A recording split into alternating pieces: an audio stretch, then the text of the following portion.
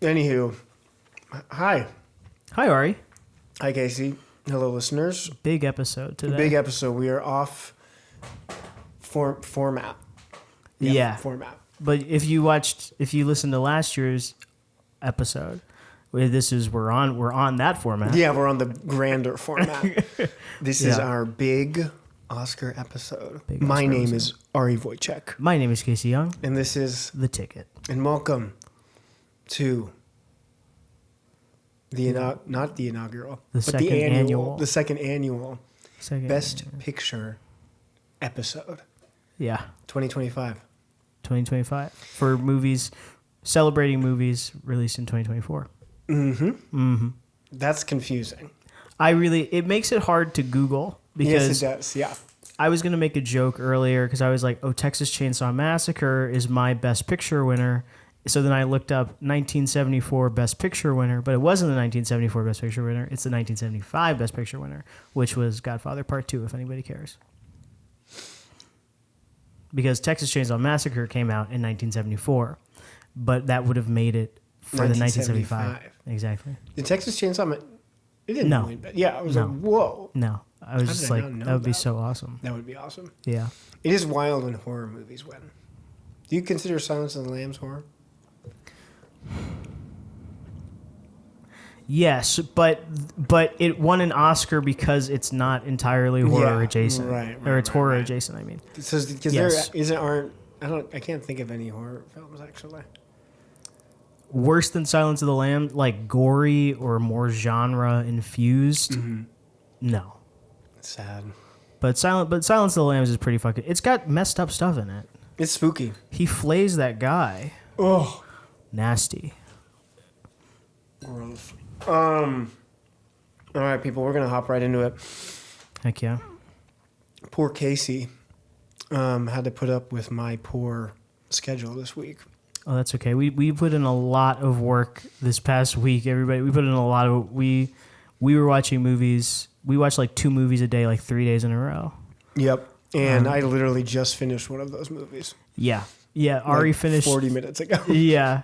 Ari finished a movie and then immediately set up for our recording. Yeah, I wanted to watch them.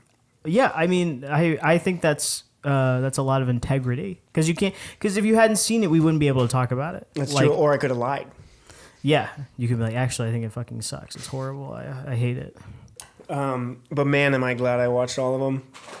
Me too. I like to have an opinion. Yes, I do. Yeah. I mean, I guess it's fun to understand like the discourse. It's like, oh, whoa. Yeah. Now I see the larger landscape. Yeah. One of the movies that we're going to talk about, we watched it fairly recently, but it came out months ago, which is actually a lot of these. But when we watched it, I was like, oh, I wish I'd seen it when it came out so I could have been part of the big fandom, so I could have been talking about it this whole time. Let me pitch you on something. Okay. I have a list here of all of our Best Picture nominees in alphabetical order, as well as the other categories that they're nominated in. Mm-hmm. I'm not gonna go Honora, this category, but I do want to give everybody a refresher on the 10. Yes, please. And then maybe when we come around to it, I'll be like, this is what else it's nominated. What do you think of that? I love that. Okay. That is great. Okay, so we're going to be discussing today, right, this evening. We've got Honora, The Brutalist, A Complete Unknown, Conclave, Dune Part 2, Amelia Perez. I don't know why I left. I'm Still Here, Nickel Boys, The Substance, and Wicked. Lovely. Thank you Okay. for that refresher. Of course, everybody. And today, Casey and I are going to be doing a ranked list of sorts. And if you were with us last year, a big thing that we talked about was what's the value of lists like this, like a top 250 list. Yeah. Any sort of ranked list when it comes to cinema and art at large. Art at large. And I think last year we kind of settled on this idea as lists being a form of expression. And what are you trying to say with this list? And yeah, Casey, what are you trying to say with this list this year? Well, everybody already asked me that earlier, and I was like, I don't know. You had an answer. Right. I think a lot of these movies I think a lot of these movies shouldn't have been nominated in the first place. So when we go worst to best, my 10 through 5, I think are just average movies. I would probably 10 through 5. Yeah. I think only my top 4 could I see being nominated, but In general. Yeah. But overall, I think they're a lot more valid in a lot of other categories. And overall, I think this is a really weak year. So the point of my ranking, what am I trying to say? I don't know. Some movies are better than others. I don't know. No, that's something. What are you trying to say with your list? Gosh. I went into it trying to rank the films on a scale of like the type of movie I would want to make. Okay. Or write. Interesting. Or like participate in the production of. Right? Okay. And wow, that's a crazy way to rank something. yes, it is crazy. And I don't think I quite succeeded because there is still this qualitative factor of, do I think this should have been nominated in the first place? And where does this fit in the general zeitgeist right now? And where, am I using zeitgeist in the right? Like cultural lexicon. Cultural, I wanted to use lexicon, but I doubted myself.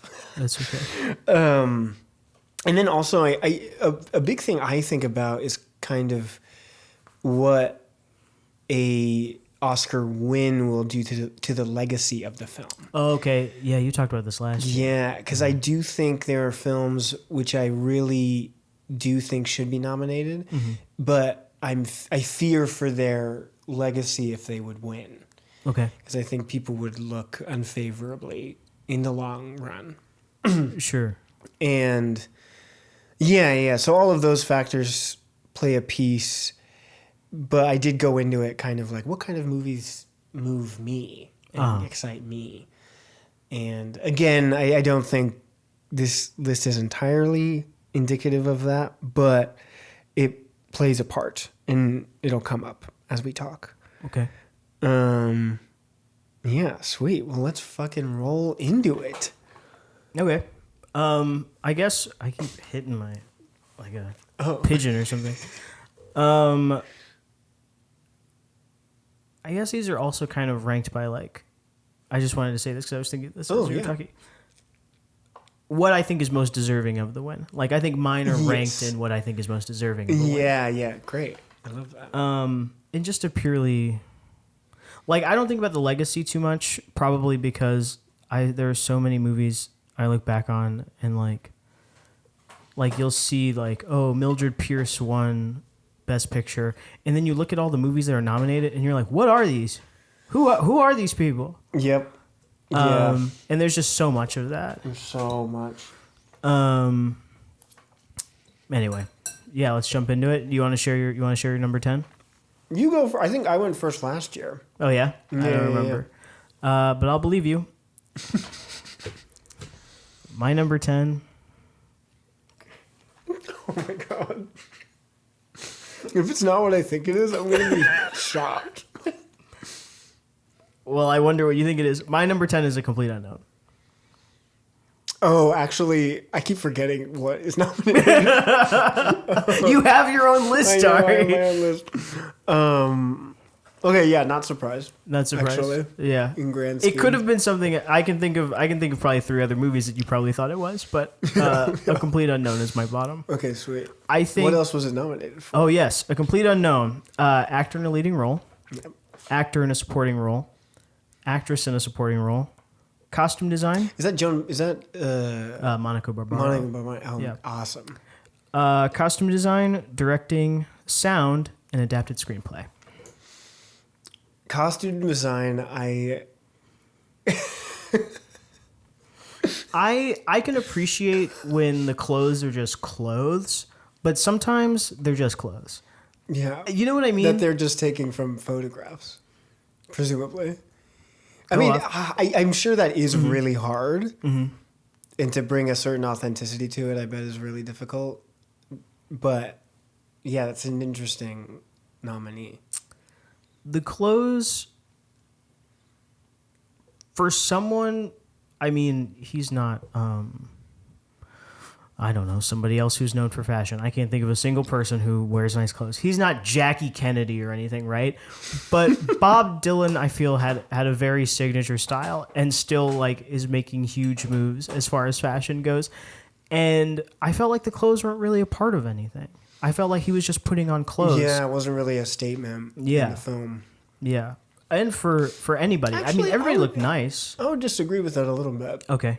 Because but again, it's just, I think they're just like looking at pictures of the time period. Sure. And how much of this is research and how much of it is like a creative choice. Sure. But I was really struck by how unfolk he looked at the end. Mm-hmm.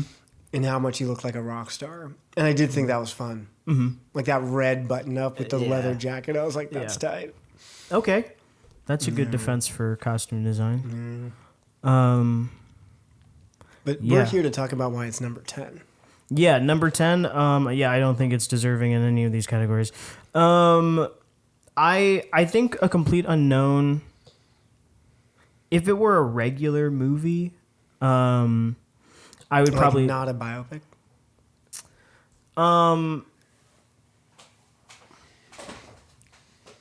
Okay. So if these I didn't mean that sarcastically. I was being No, that's not what I meant by when I said that. But okay. I think that so if these are ranked, I mean these are first and foremost ranked by how much I like them, which does correlate a bit to how much I think they're deserving of Best Picture. Sure. If A Complete Unknown were in this group of 10 movies and none of them were nominated for Best Picture, I'd be like, oh, it's fine. It's just one of many very standard biopics. Mm-hmm. I think for it to be nominated for Best Picture is shameful. Yeah. I think it's so unbelievably plain. I think it's the most paint-by-numbers movie I've ever seen in my life. Interesting. I'm not fascinated. Love Ed Norton. Best actor in a supporting role. I'm sorry, everybody. I'm sorry to be saying that. And the thing is that everyone in it, I feel like, is giving a performance. I don't think they're good. I don't think they're bad. And I think that about all of the movie. So, like, if it were to win, if Timothy were to win, I don't even know it. Like, it feels like I don't really believe in Oscar bait anymore, but I think A Complete Unknown ticks all the boxes for when people describe absolutely. Oscar bait. Yeah. I think the past few years have been really challenging for the idea of Oscar bait. I think that a lot of movies have been nominated and won a lot of things that are like I love that. pushing back against that, which I love. I absolutely love that. And that's what your next article is for your Substack. The end of Oscar bait. Yeah. I think that's an interesting take. I could do that maybe because I think like I'm trying to think of something. I can't think of anything, but I think that's the way that The Substance got nominated. I think pushing. I think it ticks a lot of boxes, but it's the same way when Shape of Water won Best Picture. Everybody was like, "Oh my god, I forgot about that." Yeah, that's a wild win. The Substance is the same way, where it does check a lot of those boxes. I think Shape of Water ultimately being a story about, it's a romance, it's very grand, and it's about like social issues. The same thing with The Substance, on top of, I feel like people really like when actors are in movies that parallel their personal lives. Yeah, people get really wet about that. Yeah. But in a vacuum, The Shape of Water and The Substance are two of the craziest movies to come out this century. And that's awesome. I think that's great. I think that's very challenging for Oscar bait. Anyway, A Complete Unknown is the exact opposite of that. I think it was you I was talking to who was like, what our idea of the modern biopic was created by James Mangold when he made Walk the Line. Were you saying that? Mm-hmm. I don't think he's done anything different. I was actually kind of excited to see what Whoa, keep going. I was excited to see, like, okay, so he makes Walk the Line and everybody's like, oh my God, this is the perfect biopic. I think it's good. I'm not blown away by it. And I was like, okay, can he outdo himself? Does he care about Bob Dylan enough? Does he care about the biopic enough? Does he care about filmmaking enough to redo it again? Say, this is what I think a biopic should be. And I don't think he did. I think it's incredibly lazy. I think it's worse than Walk the Line. Wow. That's why it's my number 10. No, that's great. Beautiful. Okay.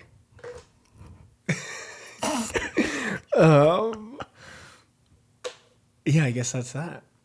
Okay. Do you not want to say anything? Oh no, because you're gonna say it when you get to. Yes, okay. when we get to mine. Yeah. Okay. Yeah. Okay. So the way we'll do this is Casey will talk about his number 10, and then when I get to that one myself. Okay. So clearly this is not my number 10. I guess not. Oh my God. I know. Oh my God. I know. This list is insane, people. This list is unbelievable. This list is crazy. My number 10. Wow. I'm really nervous that people are gonna not be my friend. You're like number 10, Conclave. Yeah. No, number 10. My number 10 is Wicked. Okay. I was so. Listeners at home, Casey just dropped a pen. I just dropped a pen. Very dramatic. In shock. Oh my God. Yeah, that makes sense. Yeah, Wicked is my number 10. I just in terms of like what I like going into this list, the type of movie that I kind of aspire to make. I love big movie musicals. I love fantasy. I love blockbusters. And this one, I just think, I don't know. It just didn't, it just felt like it took all the wrong cues from the stage musical. And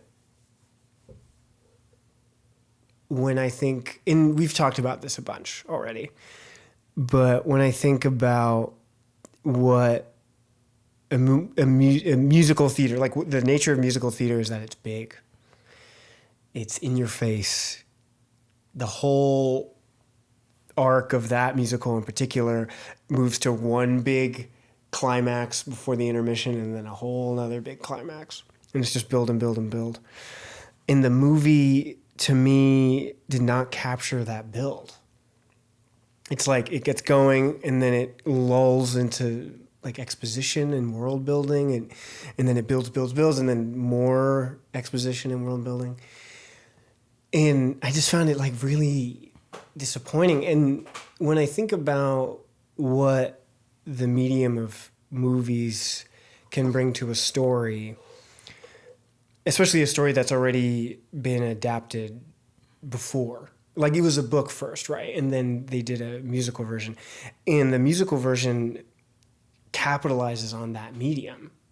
It's such a bare bones interpretation of the storyline from the book while still adhering to some of the themes and building on like the relationships. And the movie is big. It's huge. But when I think about what a movie can do better than musical theater, a movie to me can get like really small, really intimate. Not to say that that isn't possible in musical theater, but just the very nature of a stage and an audience and actors on stage, it's just bigger. It's like the strokes are broader. In movies, you can get really fine and really nuanced, and I feel like the movie was just big on top of big. It was like, we're going to take Defying Gravity and we're going to fucking jack it up to 12, put it on steroids, and turn it into this crazy CGI laden like set piece. And honestly, when I look back on that experience, it's really striking. Mm-hmm. And they're taking a big swing, but I think they're really not prioritizing. And the other thing, they're really not prioritizing the performances, I think. Because I think Cynthia Erivo and, oh, Jesus Christ.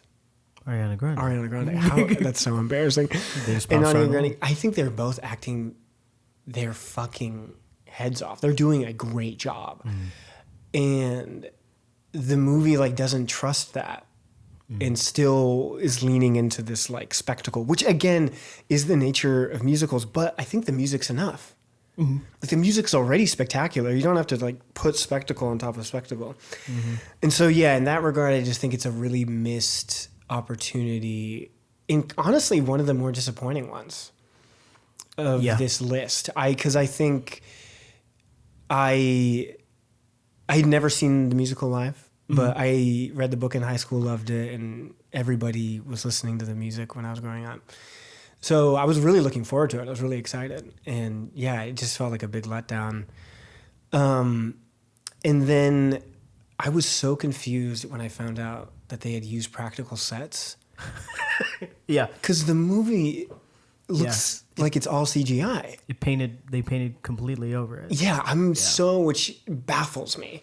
Yeah. Because it's like a waste of money on both fronts. Yeah. Like, I'm just so confused by that. And then honestly, Jeff Goldblum is not good at it. He like such an energy suck.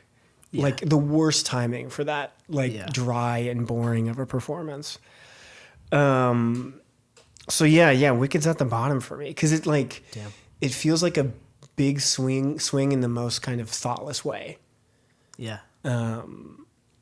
And also I'm weary of a part one getting Best Picture Oscar. Yeah. But yeah. So that's my number 10. Well, I'm so glad that I get to talk about Wicked because Wicked's my number 9. Not surprised. Before we saw A Complete Unknown yesterday. Yeah. Listeners, it's been a week. Wicked would have been my number 10 for sure. Because I had such high hopes for James Mangold. Anyway, this isn't about that.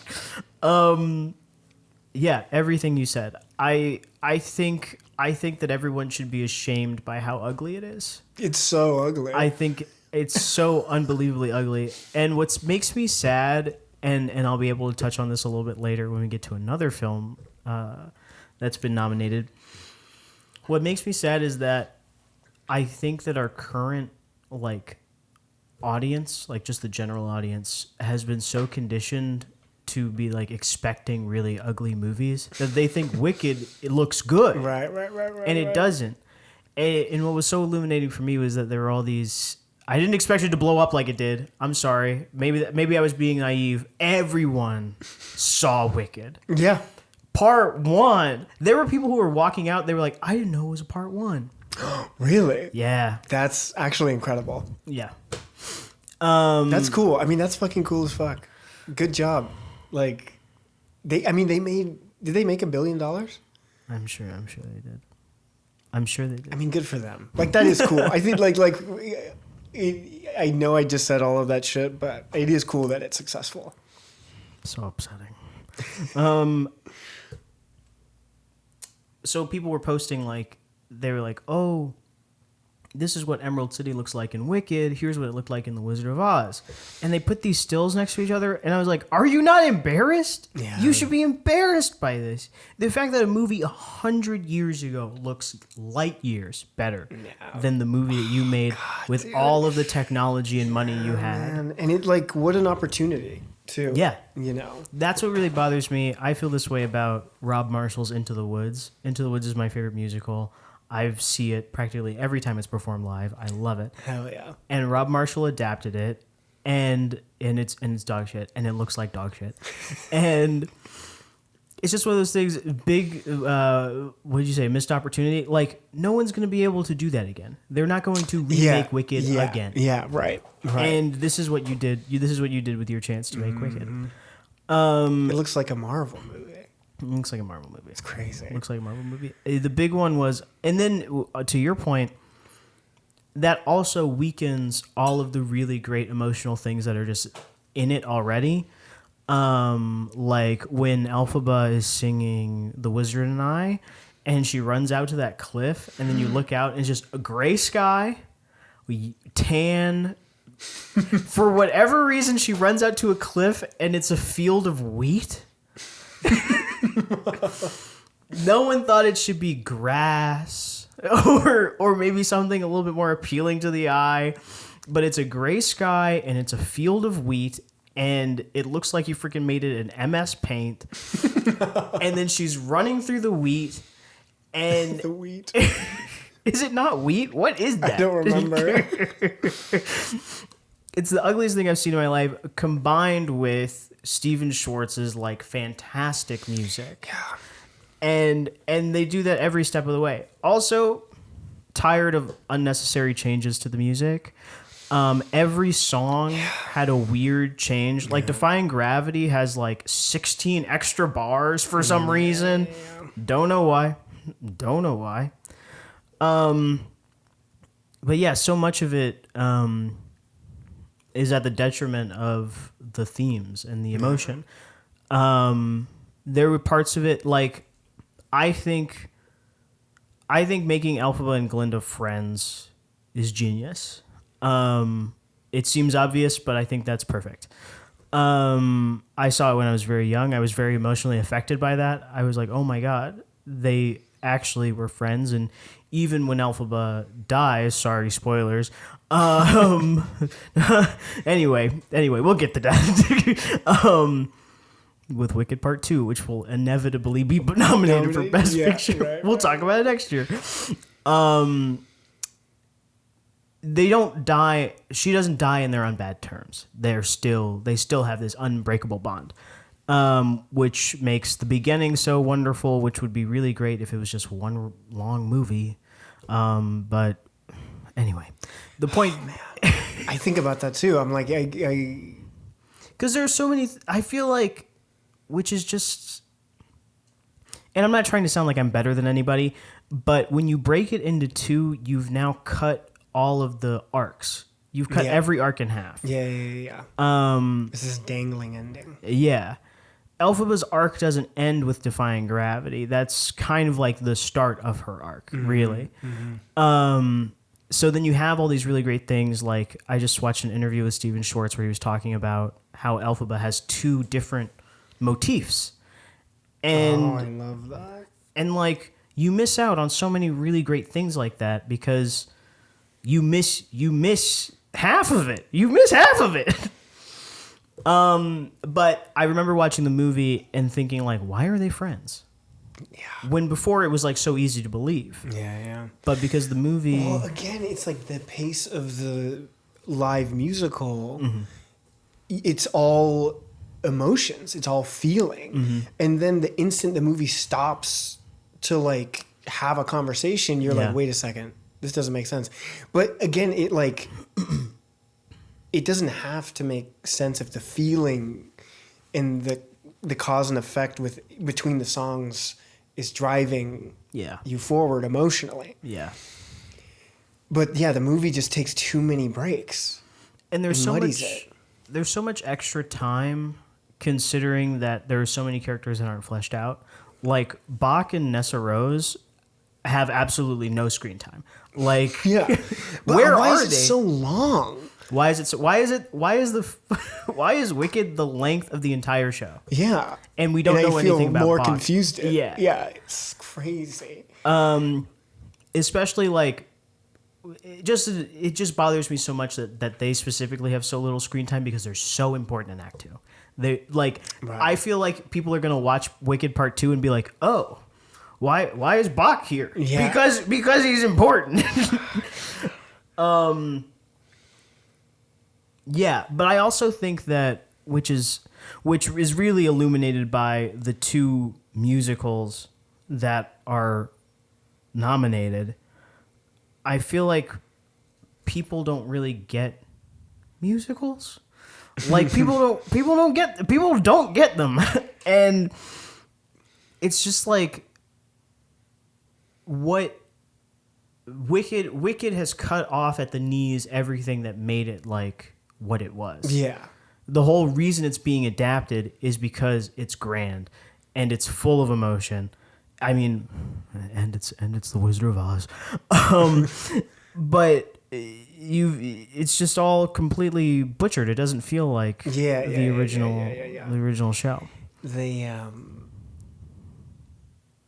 the moviness gets in the way. I really feel that. Yeah. Like, and it's such a shame. Yeah. I think the two big mistakes were ending it at the end of Act 1 and just how unbelievably ugly it is. I think you could have made a good movie if it looked better and it was 3 hours long. Yeah. If you just paced it like the live show. Yeah. But yeah, I don't know. Because a part of me too, it's like they're trying to justify turning it into a movie. So it's like, oh, if we're going to make a movie, let's fucking turn it into the next franchise, you know? Yeah. Which is not inherently a bad idea. Like, the book is fucking huge. There's a ton of stuff they could have explored. But I don't know. The depth they, like, tried to mine from it just muddied the waters, in my opinion. Yeah. I just saw a thing where the AMC's CEO was like, we should keep movies in theaters longer, which I agree with.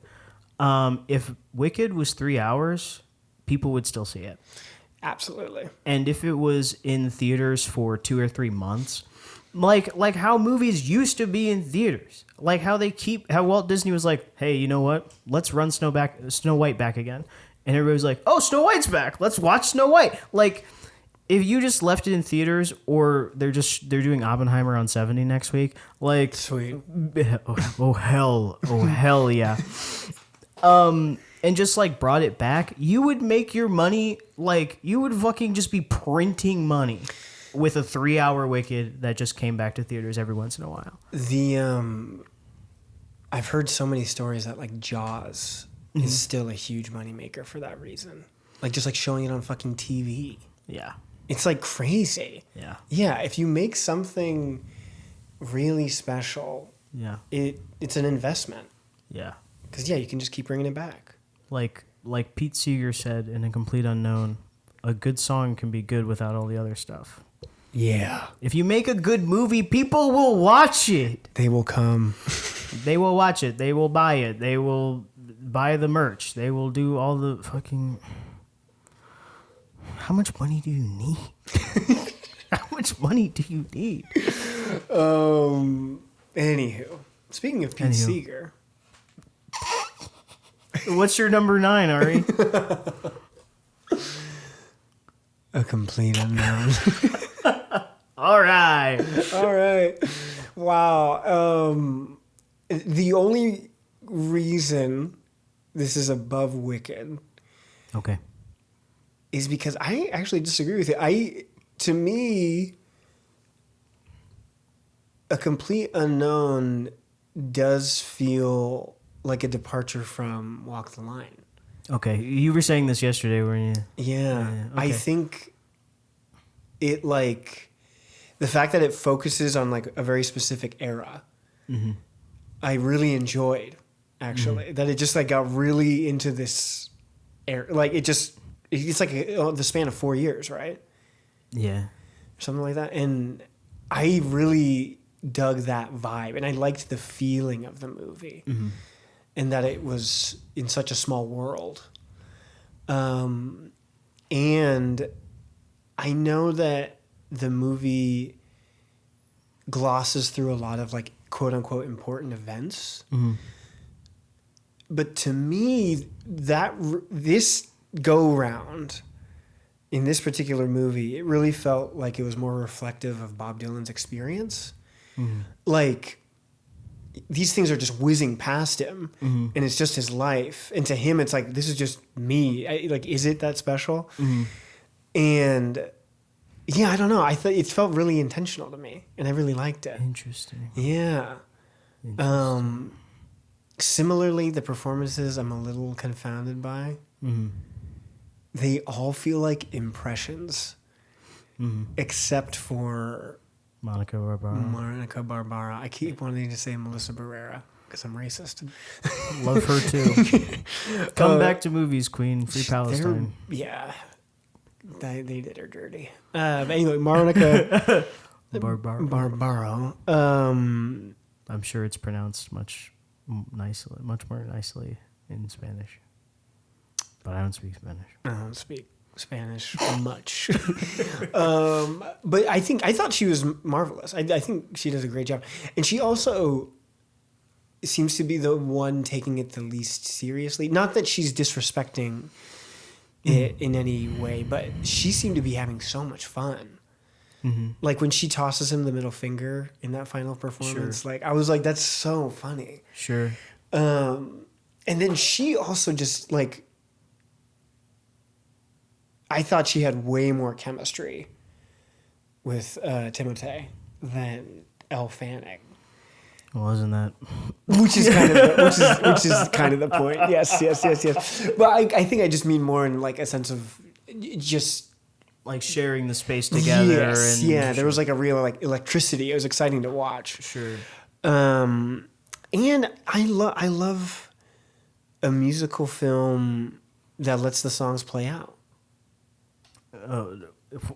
What are you trying to say about Amelia Perez? No.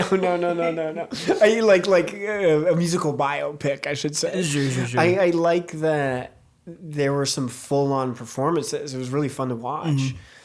And it's also so exciting because it seemed, as far as I could tell, they were all really singing.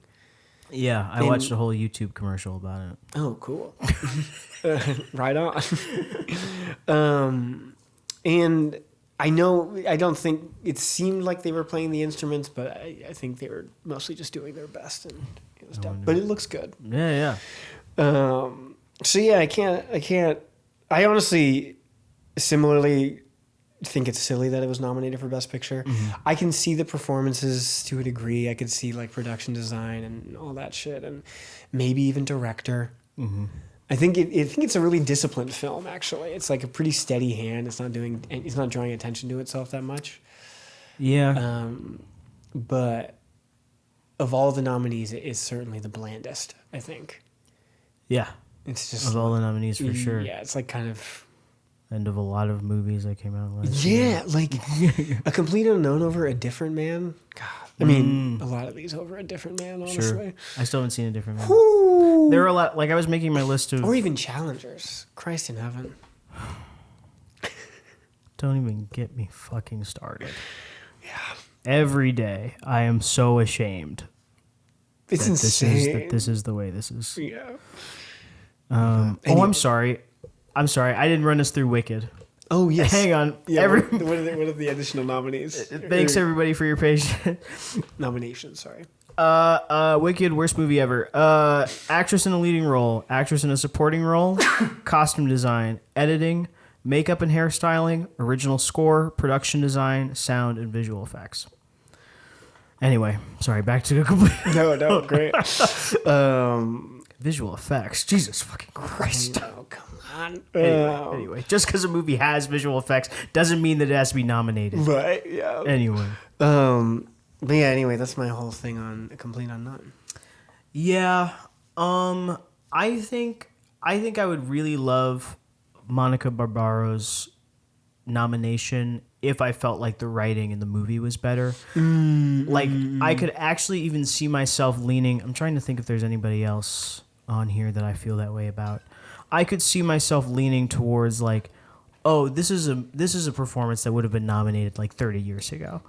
Like, this is a really good performance that's not calling attention to itself, which is my biggest gripe with the performance nominations in the Oscars. I think everybody's just like, oh, this person's acting.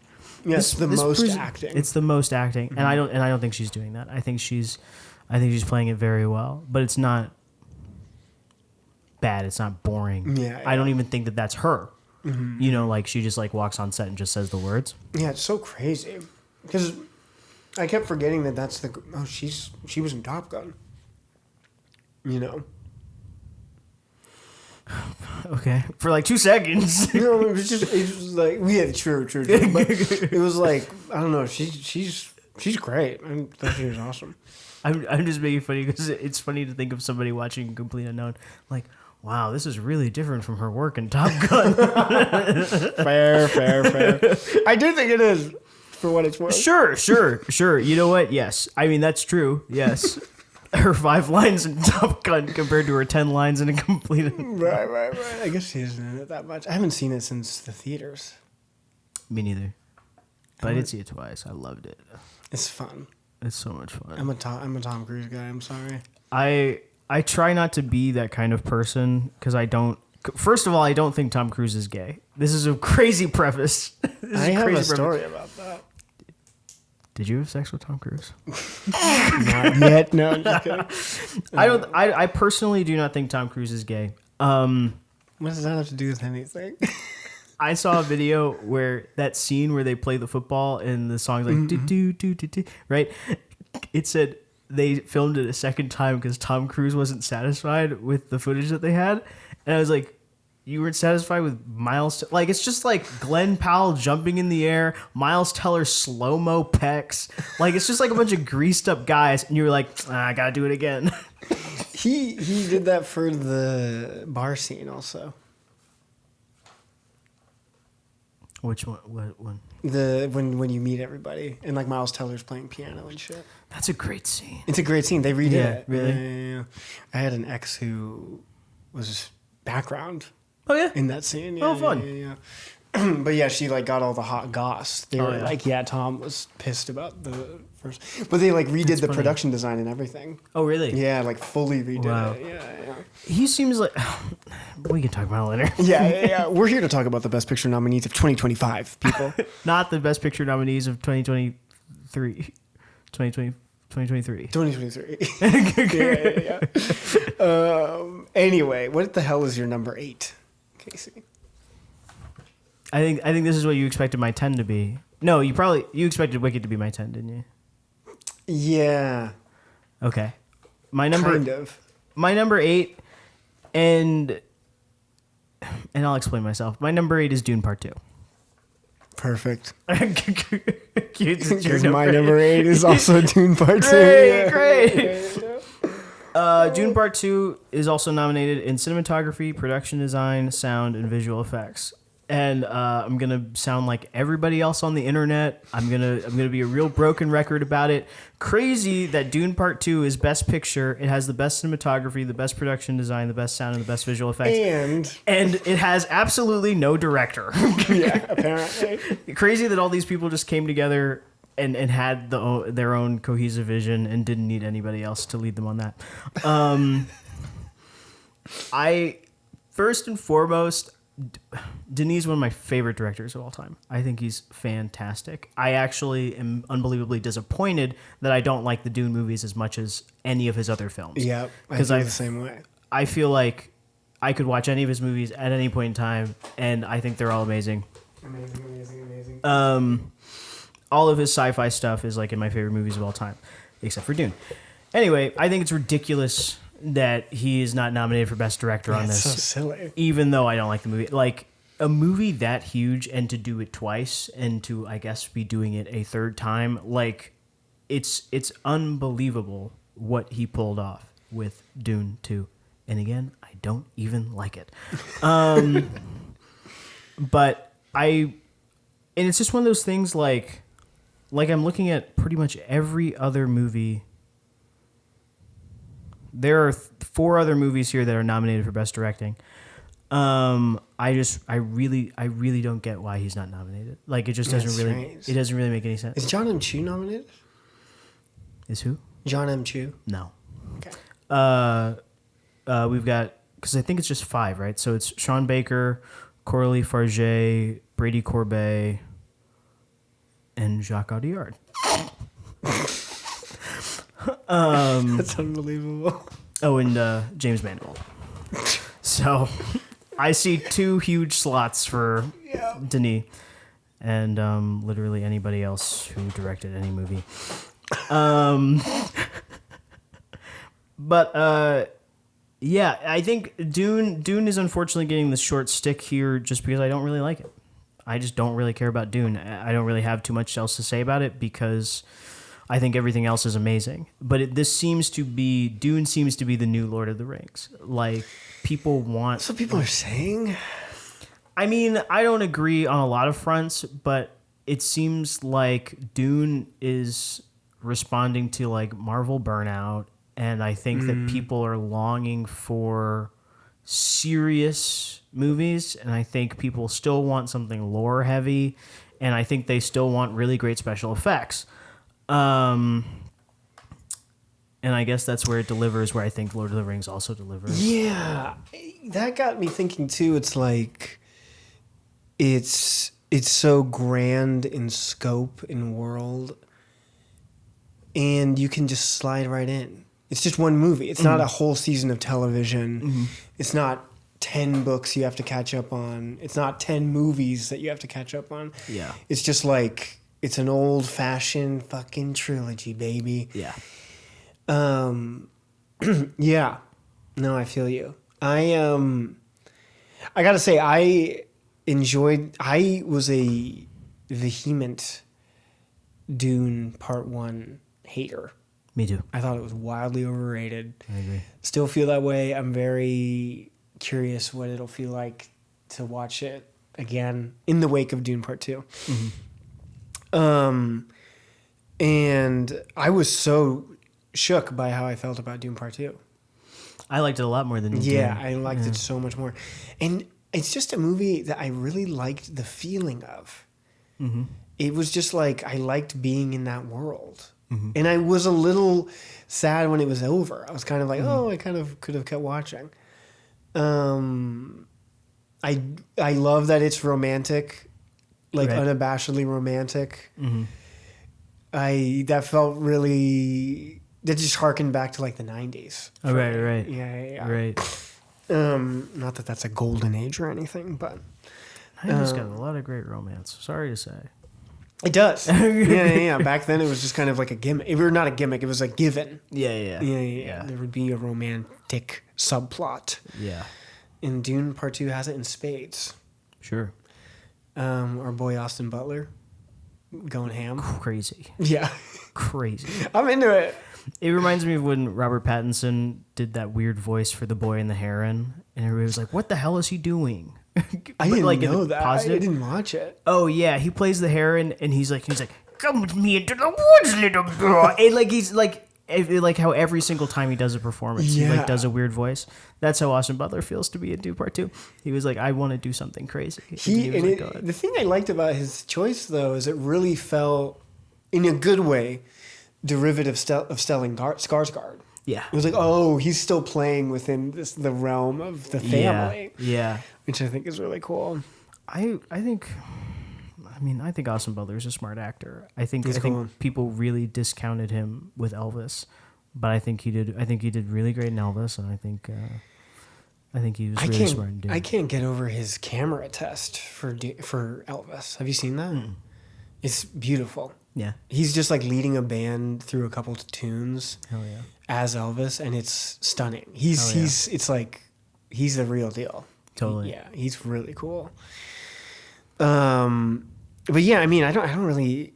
I will say, there is something suspicious about such a fucking white messiah narrative being nominated for. Sure. You know, like it's just kind of like, I don't know if we need that story right now. Really. You know? Maybe one day when I'm a little bit more articulate, I'll write it on Substack or something. But I'm noticing a lot of things in art where people are like, "Oh, you said we couldn't do this anymore, so we're gonna do this instead." Like, the Atreides aren't real, Fremen aren't real. So it's like, oh, well, we can do it because none of these people are real. Versus like, they were like, Kevin Costner in Hidden Figures wasn't a real guy. You made him up for the movie, which is true, by the way. Everybody. And everybody's like, insane. oh, okay. I didn't know that. Yeah. Kevin Costner just straight up does not exist. Well, that's the same with that fucking Miles Davis biopic. which is very fictionalized and deliberately, but the Ewan McGregor character is made up. Yeah, it's like we need a white guy. Did you say Ewan McGregor's my character? Yep. I was like, oh, he didn't notice. But it felt insane. I was like, my brain. McGregor's a character. I'm tired, people. It's been a long day. But yeah, so I'm a little weary of that. If I didn't have such intense opinions about Wicked and A Complete Unknown, I think Dune would be my number 10. Sure. I mean, really, it's just so fucking disappointing because I think it's firing on all cylinders. I just really do not is. give a shit. Yeah. I could not care less. Dude.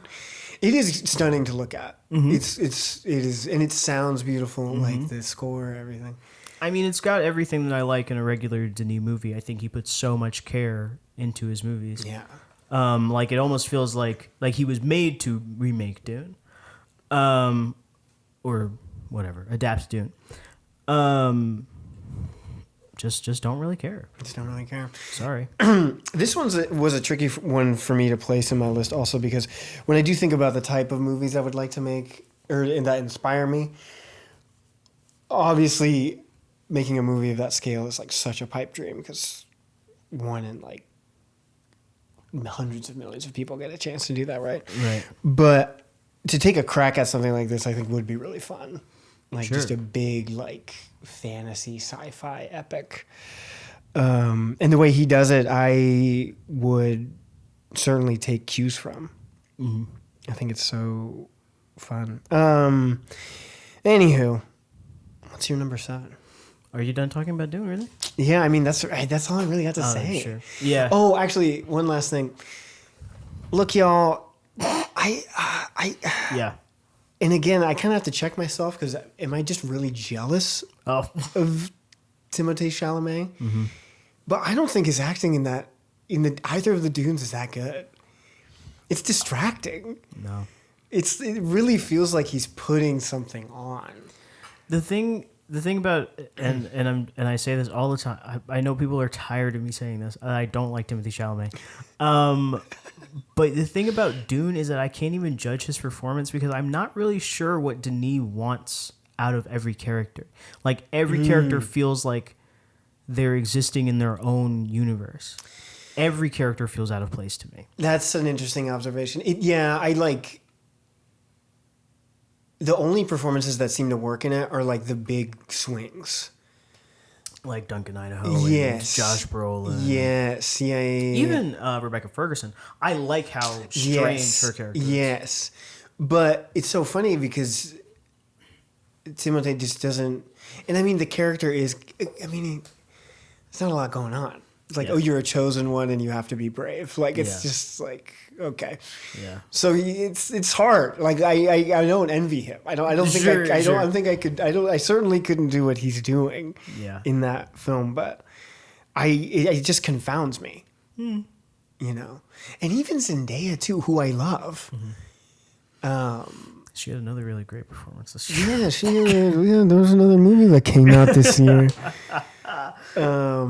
But even her, it just feels like Denis didn't give her anything to do. Yeah. You know? Yeah. Which is a shame.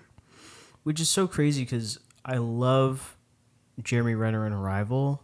Oh, yeah. I think Emily Blunt is amazing in Sicario. I just realized I was just going to start listing all the really great performances in his movies. I mean, to bring it back to another sci-fi of his, Blade Runner 2049, I feel like Ana de all Armas? the performance... Yeah. I think Ana de Armas is amazing in that. Yeah. Yeah. And it's like, why isn't that care in Dune? At least for me, like I don't... Yeah. I think the performances are kind of the weakest link, almost.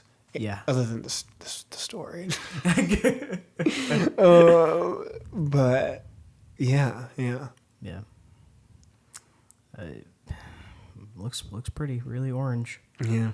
Well, anyway, that's why it's number 8. That's why it's number 8. What's your number 7? People are going to be real mad about this one. Especially after everything we said about Dune. Oh, no. My number 7, a movie that's not as bad as everybody says it is, Amelia Perez. That's lucky. My number 7 is also Amelia Perez. We should just keep... Because really, I mean, besides, Wicked could be number 10. A Complete Unknown could be number 9. Like, it seems like our list is getting to be pretty much the same. I think it's going to get really fucked up after this one. Oh, yeah? It's Amelia gonna piss Perez, you number off. 3. No. Your number 7. My number 7 is Amelia Perez. And Amelia Perez is one of the most Oscar-nominated movies in history.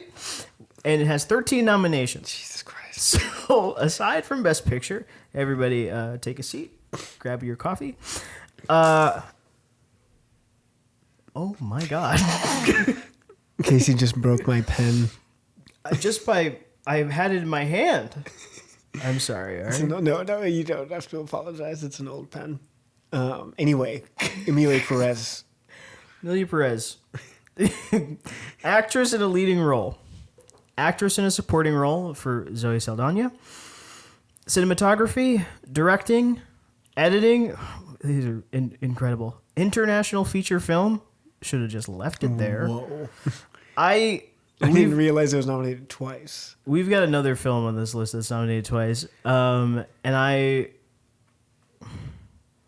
just think that's so... I feel this way about directing as well. I think if your movie's nominated for Best Picture, you shouldn't get a director nomination. Oh, interesting. I feel like the past 5 Oscars, all the director nominations have been movies in the Best Picture. Yeah. I feel like almost the subcategory, like Best Picture this is the best movie that was made this year. Mm-hmm.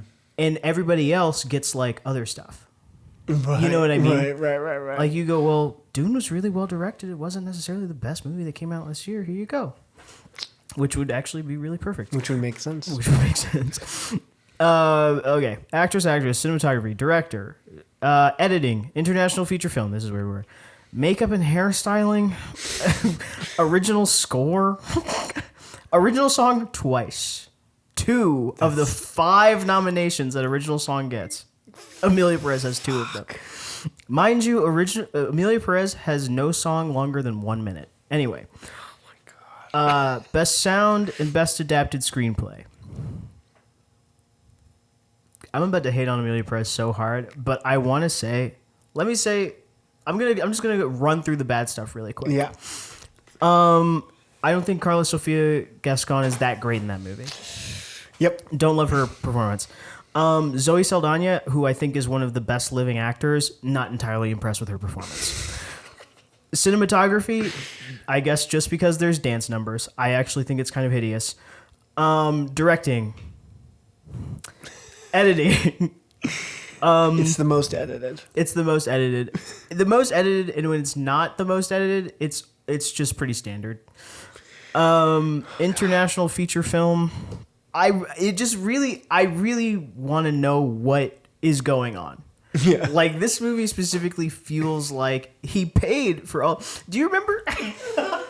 Yeah. Do you remember a couple years ago when Andrea Riseborough was nominated for Leslie and people found out that she was privately campaigning?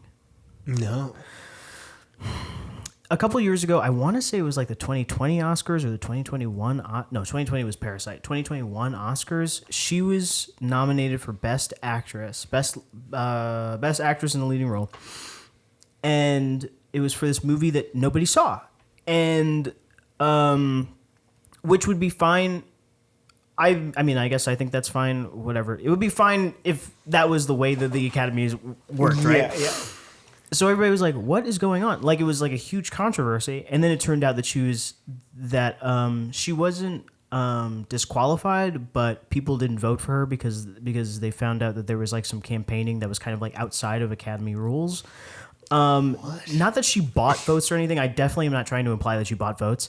But just that it was sketchy. It was just sketchy. And then there were a bunch of people who came out, other famous people, and they were like, Andrea Riseborough is really great in this movie. I wanted her to be nominated because of this, that, and the other. I like Andrea Riseborough. She gives good performances. I haven't seen the movie, but it was a whole big thing. Anyway, that's how I feel about Amelia Perez. You're like, how did this happen? What did I say? International feature film. All right. That one's funny because it's another one, the most international, a French production about Mexico. Right. And then they're doing all this freaking hopping. They go to Bangkok, they go to Tel Aviv, they go to fucking Mexico City, they go to Switzerland, whatever, London. Makeup and hairstyling, pretty average to me. I guess they're talking about when they turn her into a man. I don't. Guess what? The minute clumsy as hell. The minute I saw, I wish you would know what it was about so that way you could like validate me on this. The minute I saw Amelia Perez pre-transition, I turned to Ari and I was like, did they just put her in man makeup? Ari didn't know what the movie was about. Ari did not know what the movie was. I said that. I said, did they just put makeup on her to make her look like a man? And he said, wait, is that what this movie is about? Is she gonna become a woman? I live in a hole, okay? It was very exhilarating. I wish I had just let you watch it, like see it through, and I should just shut up. I mean, the instant you pointed it out, it was like, oh yeah. Also, that the makeup, I could see her underneath the makeup. Yeah. I don't know how much. And as far as hairstyling, I thought everybody looked really bad.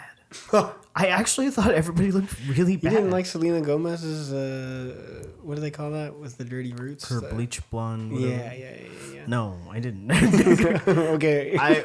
Zoe Saldana before, I don't know why everybody goes through a drastic change when Amelia Perez transitions, but Zoe Saldana before Amelia Perez transitions is like, what's up with her eyebrows? Her eyebrows are just like rectangles on her face. Anyway. I was very upset. She just looks fucking frumpy, and not even like she should be hot. Like, I'm not saying that like from a male gaze perspective. It's just like I don't really understand why her character looks that way. She's an overworked lawyer. Okay. I'll accept that as an explanation, I guess. That's my reading of it anyway. Sure. Okay. I mean, that's valid. That's valid. Original score. Did it have a score? I don't know. Or are they talking about the music? So, God damn it. I think the most confounding thing about that movie for me. Yeah. The last like 20-ish minutes. Like the craziest part of the movie. Yeah, the craziest part, like it's in like a fever dream type of like way. Really worked for me. Like I was like, I'm kind of into really? It. Yeah, I hate myself. I mean, the thing is that that's not my least favorite thing about Amelia Perez. Yeah. I remember the point is I remember like pieces of the score from that part. Oh really? Oh, okay. I really enjoyed. Yeah. Well then, great. Original song, 2 nominations. I actually forgot what songs they were. El Mal, which is the one where in the press conference. Yeah. I hate the worst song. The worst song in the whole movie, actually. And I don't remember the other one. It's not. Is it the opening number? Because that one's so uncomfortable. Probably, because they chose the other worst song. Are they going to perform one of them tomorrow? No, you know what? Sunday? They're not performing the original songs. Did you know that? Save time. If they don't stop fucking talking about saving time. They always say they're going to save time, but the show runs as long as it usually runs. Do something fun. Might as well do something fun, y'all. Yeah, let them perform this. Let Zoe Saldana perform 2 really awful songs. Actually, there was a whole big rumor that the reason they're not performing the songs this year is because the Amelia Perez songs are so awful.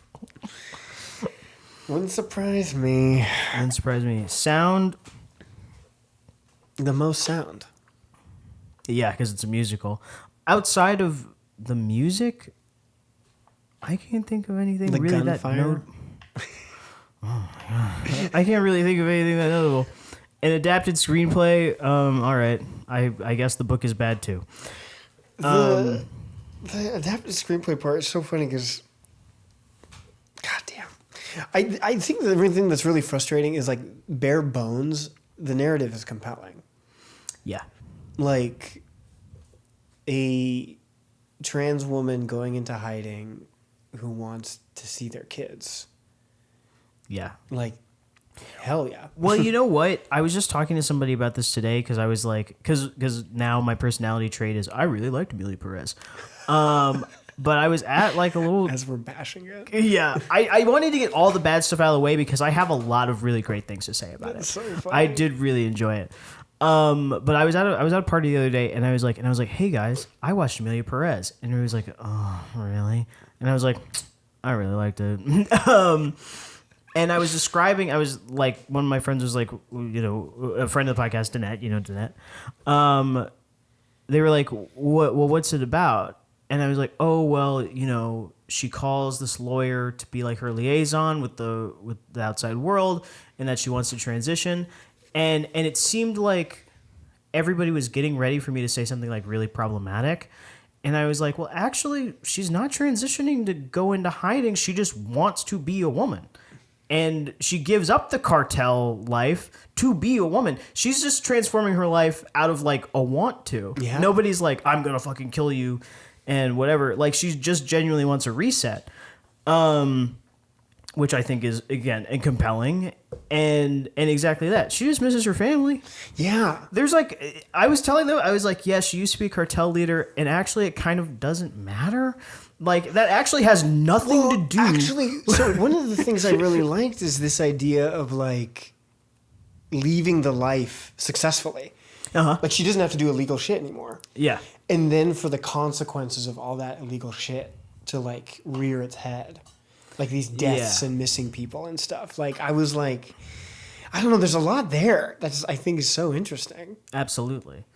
And I love all the interpersonal stuff. I love that she's like, how do I be a mother to my kids and I'm a stranger? Yeah. And God. like trying to reconnect with her wife. And she's like, but I'm a stranger. And for it to all have been her own doing. Yes. Like she just kind of has to live this life because this is the life she wanted, quote, unquote. I think that's all really fascinating, and yeah, I think that I like the ending a little bit. I think it comes out of absolutely nowhere. The ending is so fucking bug nuts. But I said this the night we watched it, and I'm gonna say this is gonna piss people off. Yeah. The like climactic musical moment in Amelia Perez to me is between Selena Gomez and what's her name? Oh, Carla Sofia Gaston. Sofia Gaston. Yeah. When she admits and like reveals her secret to Selena Gomez, it's a really quiet musical number that just kind of sneaks up on you, and it never gets big, it never gets brash, but it's this small, intimate little moment, and I think it does what Defying Gravity is trying to do. Like, and God damn it, but I really do feel that way. I think like it's building to this moment of connection, and then it happens, and it's like, oh no, fuck. Yeah. I think what I was trying to explain was like if Amelia Perez existed in a vacuum, like if it didn't have all this horrible controversy around it. Yep. If it was like just a movie that was like, I think I said, if there were like a million really great trans movies, if there were a million really great movies about Mexico, then Amelia Perez would be a good movie. Mm-hmm. I think that it like falls short of a lot of different things. I think it's bogged down by everything pre-transition. I think the opening number sucks. I think Zoe Saldana's poorly fleshed out. And then everything between her number about wanting to be successful and honestly Amelia Perez's transition, I think it's pretty boring. That stuff's pretty bland. Yeah, man. It's such a shame. And like the music just kind of gets in the way mostly. Oh yeah, sorry. Like 1,000%. Amelia Perez's biggest problem is that the music is bad. Yeah. It's crazy. Absolutely. It's so unbelievably bad. Because if those songs were catchy as hell. Yeah. What the fuck? And the other thing that's so frustrating is it's shot like... It's like a mix of it's like an oversaturated version of Steven Soderbergh's Traffic. Right. And then they break into musical numbers. It's crazy. It's like there's so many different tones at odds. I'm remembering when we hit like song number 8 or something. We were so far into the movie, and both of us were like, we're surprised every single time they sing. Yeah, every single time I'm like, oh, here we go. Oh, that's right. Okay. Yeah, it's such a shame. It's a bummer. Yeah. And I think one of the reasons that it's so, I mean, it's much higher than I was anticipating, is that they're really going for it. Like it's an insane swing, and I'm kind of into it. Yeah, I think it's actually really close to being like a cult hit. Like, I think it could be a really great movie, like an underground movie, midnight movie. Yeah, absolutely. Totally. That's good. What else? Yeah, I think it's pretty good. If it wins, it's bad for the legacy. It shouldn't win. Yeah. The thing is that so much about it is bad. So much of it is bad, is what I'm trying to say. That if it wins, that's unbelievable. Yeah, because there are movies. I'll give it to fucking Dune Part 2 before you give it to Amelia Perez. But yeah, like that's the thing. I like it.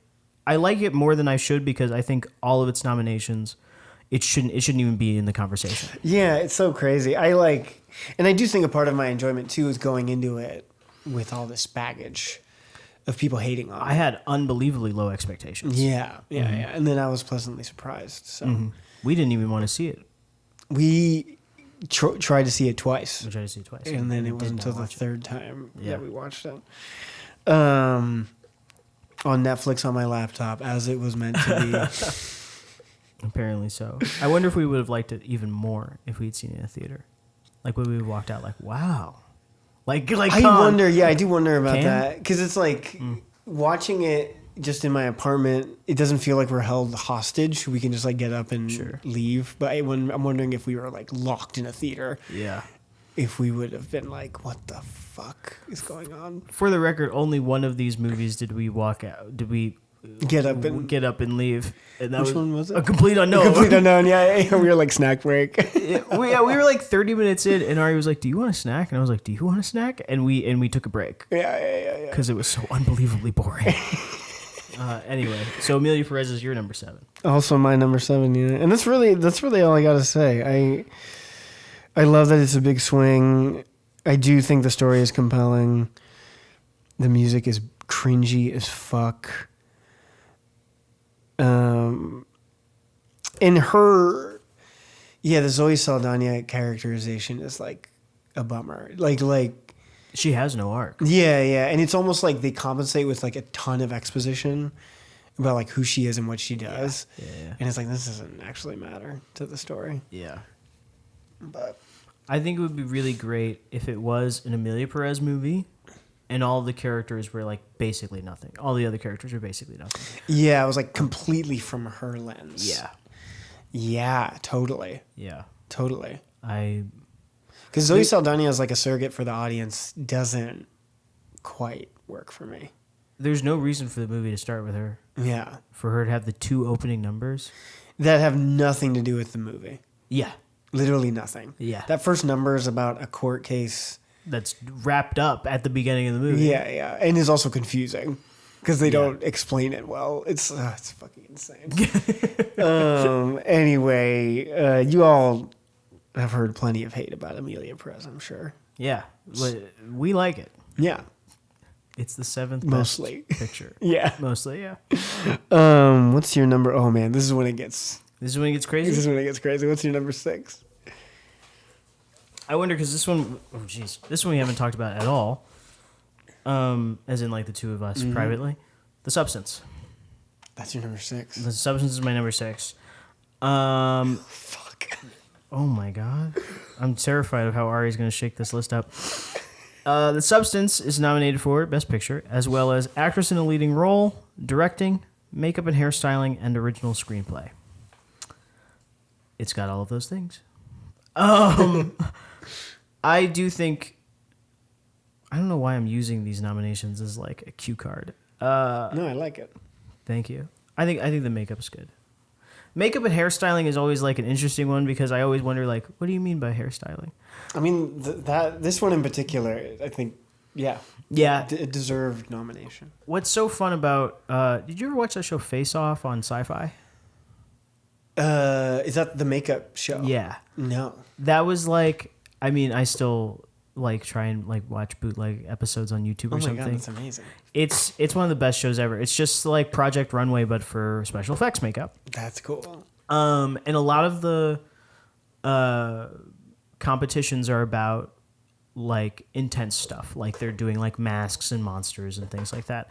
But every once in a while, where people really falter is beauty makeup, and they'll be like, "Okay, get these models runway ready."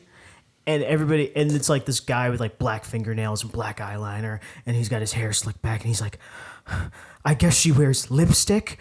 and then there's always someone in the reverse who's a beauty makeup artist, and they'll be like, okay, make a monster from the deep depths of the ocean. And she's like, well, I made my woman a beautiful piece of seaweed and blah, blah, blah. Anyway, this is all to say, I think The Substance deserves makeup and hairstyling because I think it does both. I think it has really great special effects makeup, as well as everything it does with Demi Moore and Margaret Qualley is really well done. Like, I think so much of it really does, as I think The Substance has a complete vision, and so much of that is shown in their makeup and costumes and things like that. I'm torn on The Substance. I love Coralie Farge. Her first movie I absolutely adored. Revenge. Fantastic film. So I was really excited for The Substance, and I think more than anything, I was underwhelmed. I don't think it's bad at all.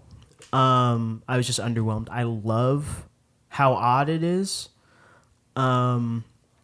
I think the further and further movies get into awards conversation, people kind of forget how strange they are. But seeing The Substance opening weekend, which, you know, wasn't even close to Oscar nomination announcements. I mean, it did get best screenplay at Cannes. Oh yeah, right. Yeah. Anyway, it had already gotten some awards recognition. But I love how weird it is. It's so hard to untangle it from a lot of the stuff I'm hearing about how people think that it's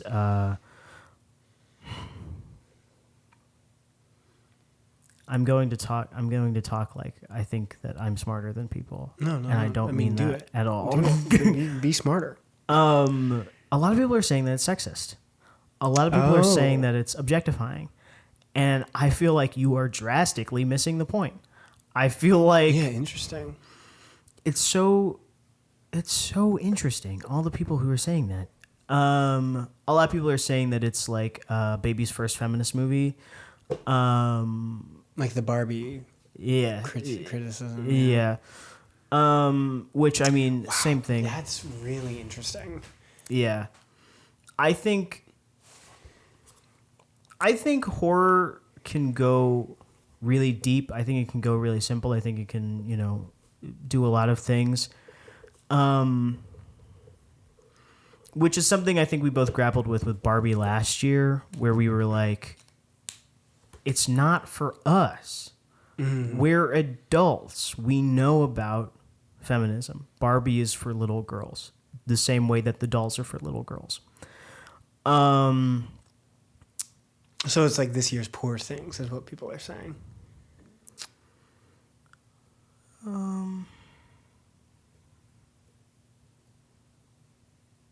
Maybe. Like people who were critical of Poor Things. Sure. Yeah. I mean, maybe. I think the thing with The Substance, which also really bothers me, because then I feel like people are almost not giving Coralie Farge enough credit as for what she's created. Mm-hmm. I think The Substance is purposefully simple because the story is so insane.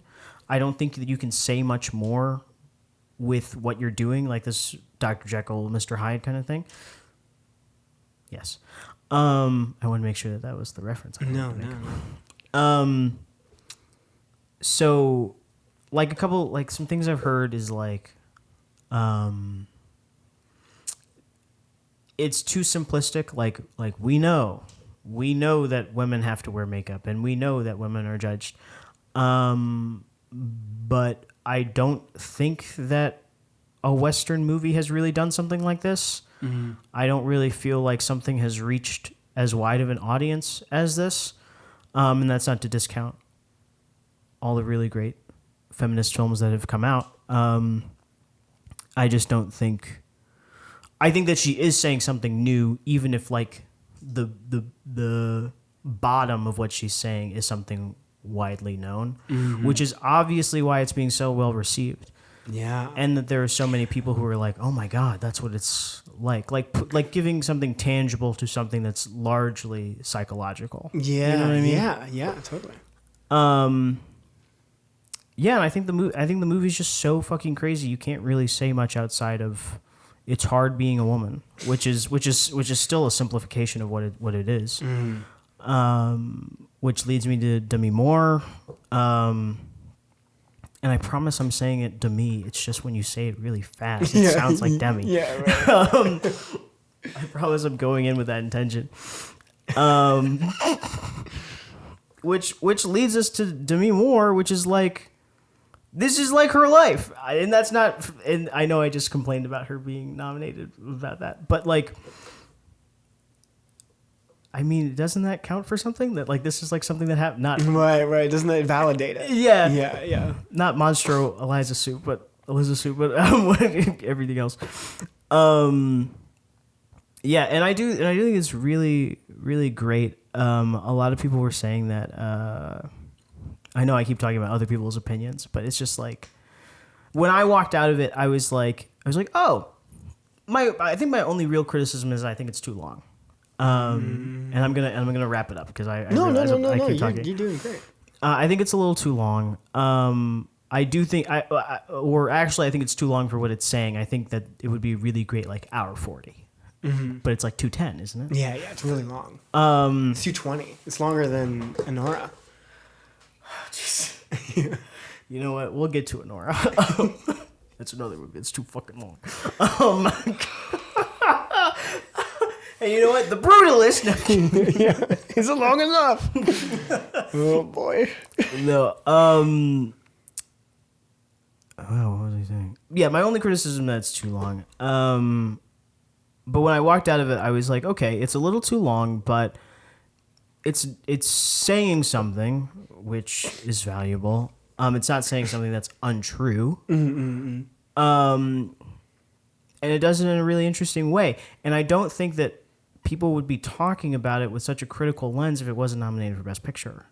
Yes. I think that people would really enjoy it if it was just like another, I don't know, whatever was another movie, like a Cuckoo or fucking Love Lies Bleeding, like any of the other genre movies that came out last year. Yeah, I do think it would be really detrimental to this movie's legacy if it won, in particular. Yeah, I think Demi's the pick, and I'm not entirely taken with her performance, but I think if she were to win, people would consider it to be like a legacy Oscar. Yeah. When I think actually it's a legacy role. Like I think the entire role is an appreciation of her. Yeah, totally. Not necessarily specifically, but of other actresses like her. Totally.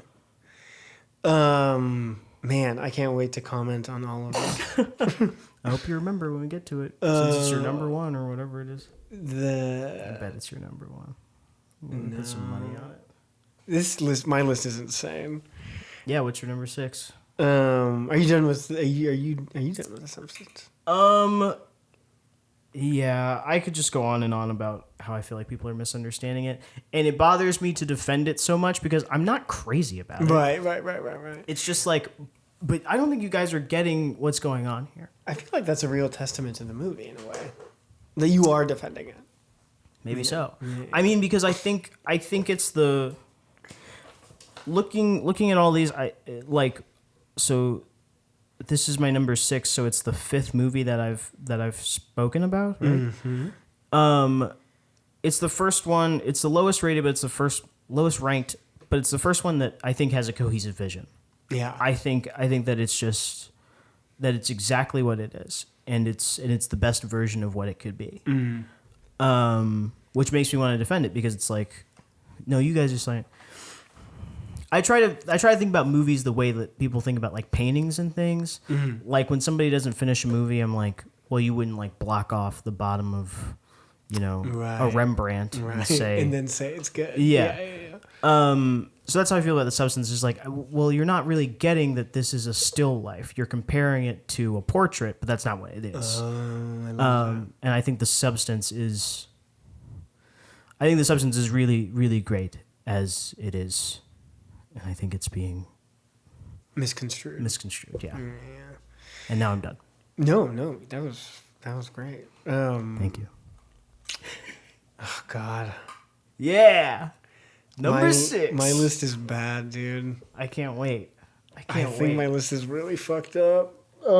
Stand by your heart, Ari. My number 6.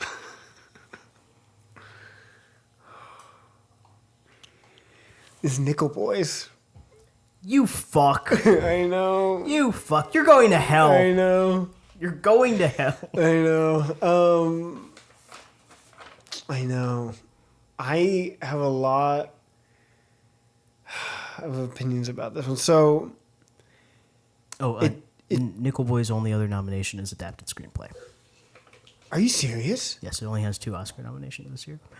Oh, you're so mad. It's number 6 on your list, and you're so mad. Well, I think that's insane. I think that's actually insane. Okay. Emilia Perez, were they nominated for Best Cinematography? Is that one of the Nickel 13? Boys only has the only categories it shares with Emilia Perez are Best Picture and Adapted Screenplay. It only has 2 nominations. But did Emilia Perez get nominated for cinematography? Yes, it did. What? Yes, it did. Yes, it did. That's stupid. Hell yeah. That's so stupid. That's Go off, so. Ari. Oh my god, that's so stupid. Oh my god. Was Wicked nominated for editing also? Yes. Jesus fucking. Are you thinking of just like the worst, the worst nominations these movies could have?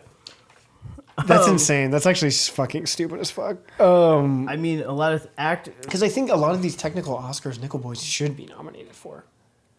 Sure. Cinematography for sure. Editing, I think. Editing for sure. Like the way it cuts together, just their the nature of the way it's shot. I think it was really. I think the guy who plays. I'm sorry. I'll say it when I get to my turn. Yeah. So when I first watched Nickel Boys, it's really upsetting. Of all of the nominees, it's the one that upset me the most, and it took me like a day to kind of separate those emotions from just like the movie and like thinking about it in terms of the Oscars. And excuse me. And then at that point, I was really, after that day, I was pretty taken with it actually. Mm. And I do think, so the movie's filmed from first person perspective. And I think this idea of like wanting to put the audience in the shoes of these characters is really, I think it's a really beautiful sentiment. And I think that intention makes a lot of sense for the nature of the story. But then I started reading the book,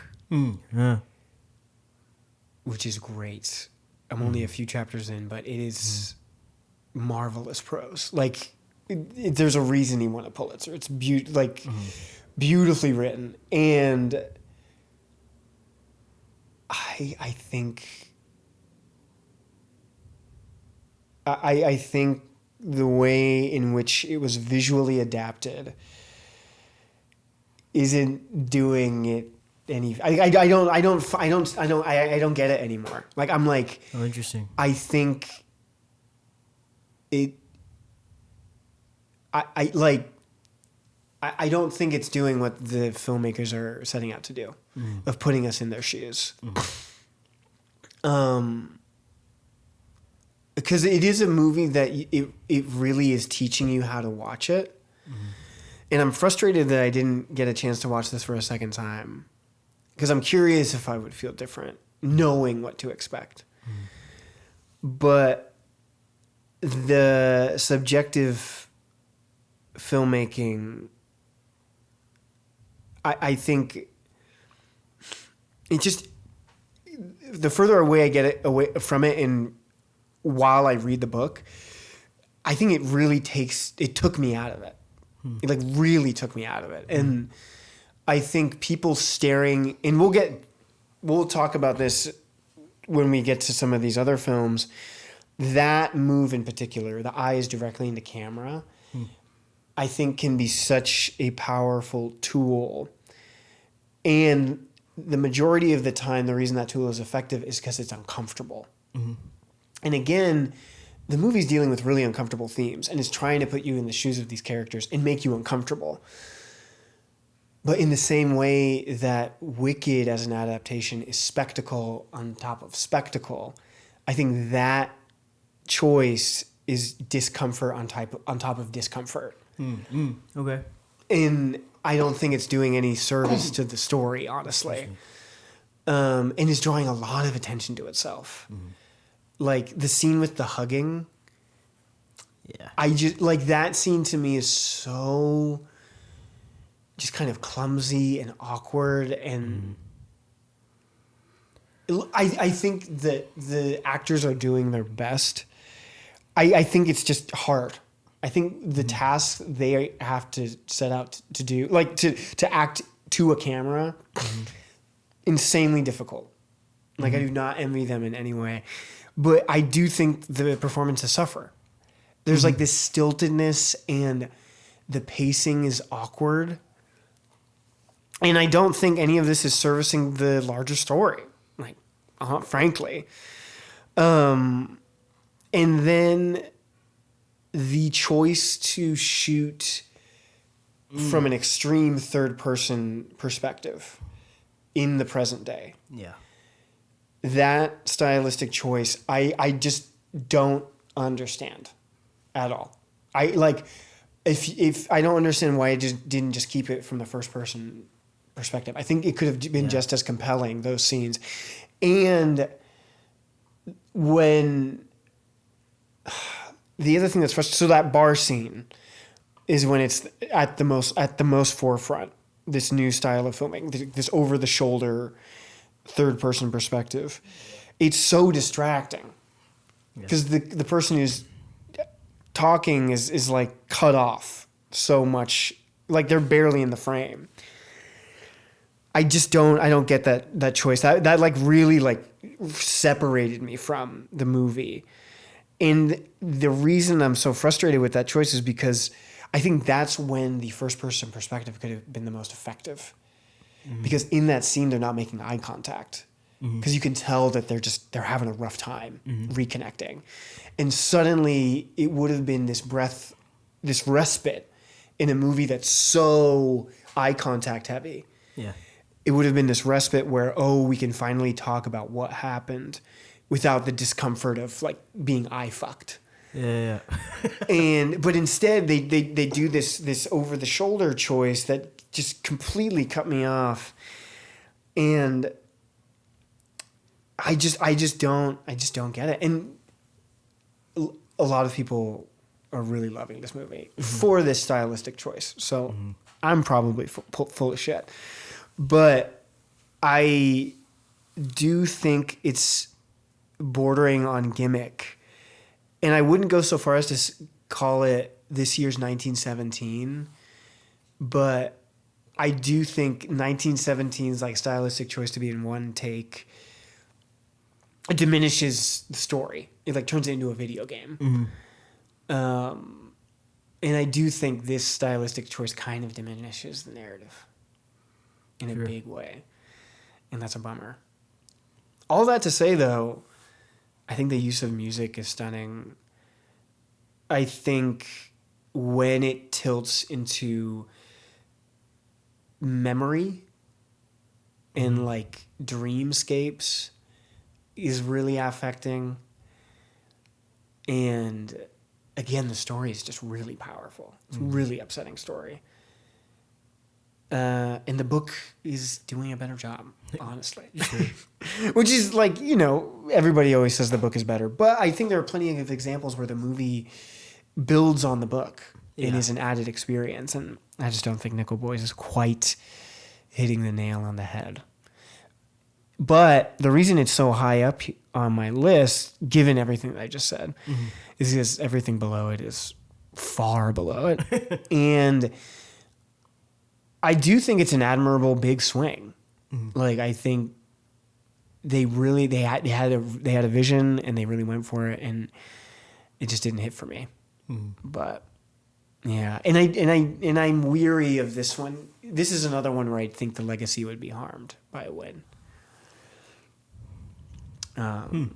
Yeah, I think people could look back on it and be like, oh, did it only win because of this, like, version? Yeah, that we hadn't seen executed in such a way. Yeah. But anyway, that's me on Nickel Boys. That's your... I'm sorry. That's my number 6. I'm sorry, everybody. That's okay. God. That's okay. Yeah, I wonder if first person can be executed well. I think it Victoria. can. I'm about to bring up... Yeah, we'll get to it. I'm trying to figure out what other movie here has first person perspective. Anyway. Your number 5. My number 5. So my number 5, my number 4, and my number 3 can be all interchangeable. I feel kind of the same way. Yeah. I haven't really locked in any of these, but my top two are locked. So right now my number 5 is I'm Still Here. That is my number 5. Wow. Yeah. Perfect. Well, we can chat about it.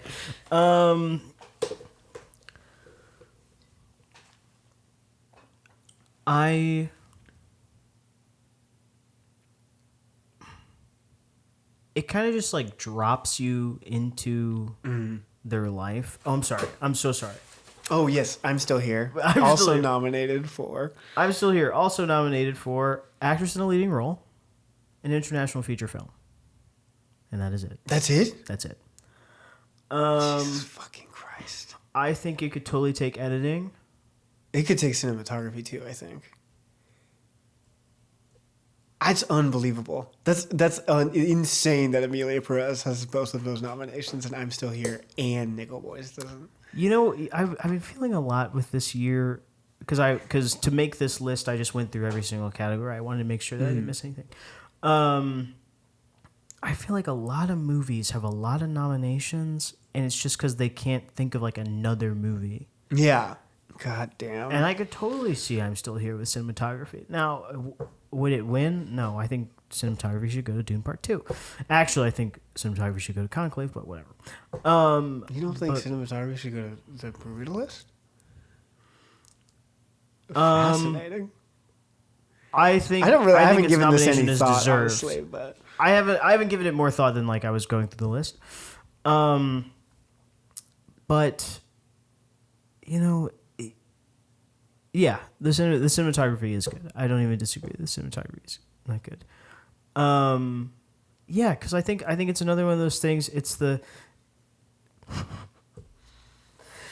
I'm Still Here's cinematography is like Monica Barbara's performance in Complete Unknown. I think everything about that movie really brings you into their lives. I think it feels like you're like one of like the sixth kid or whatever. Yeah.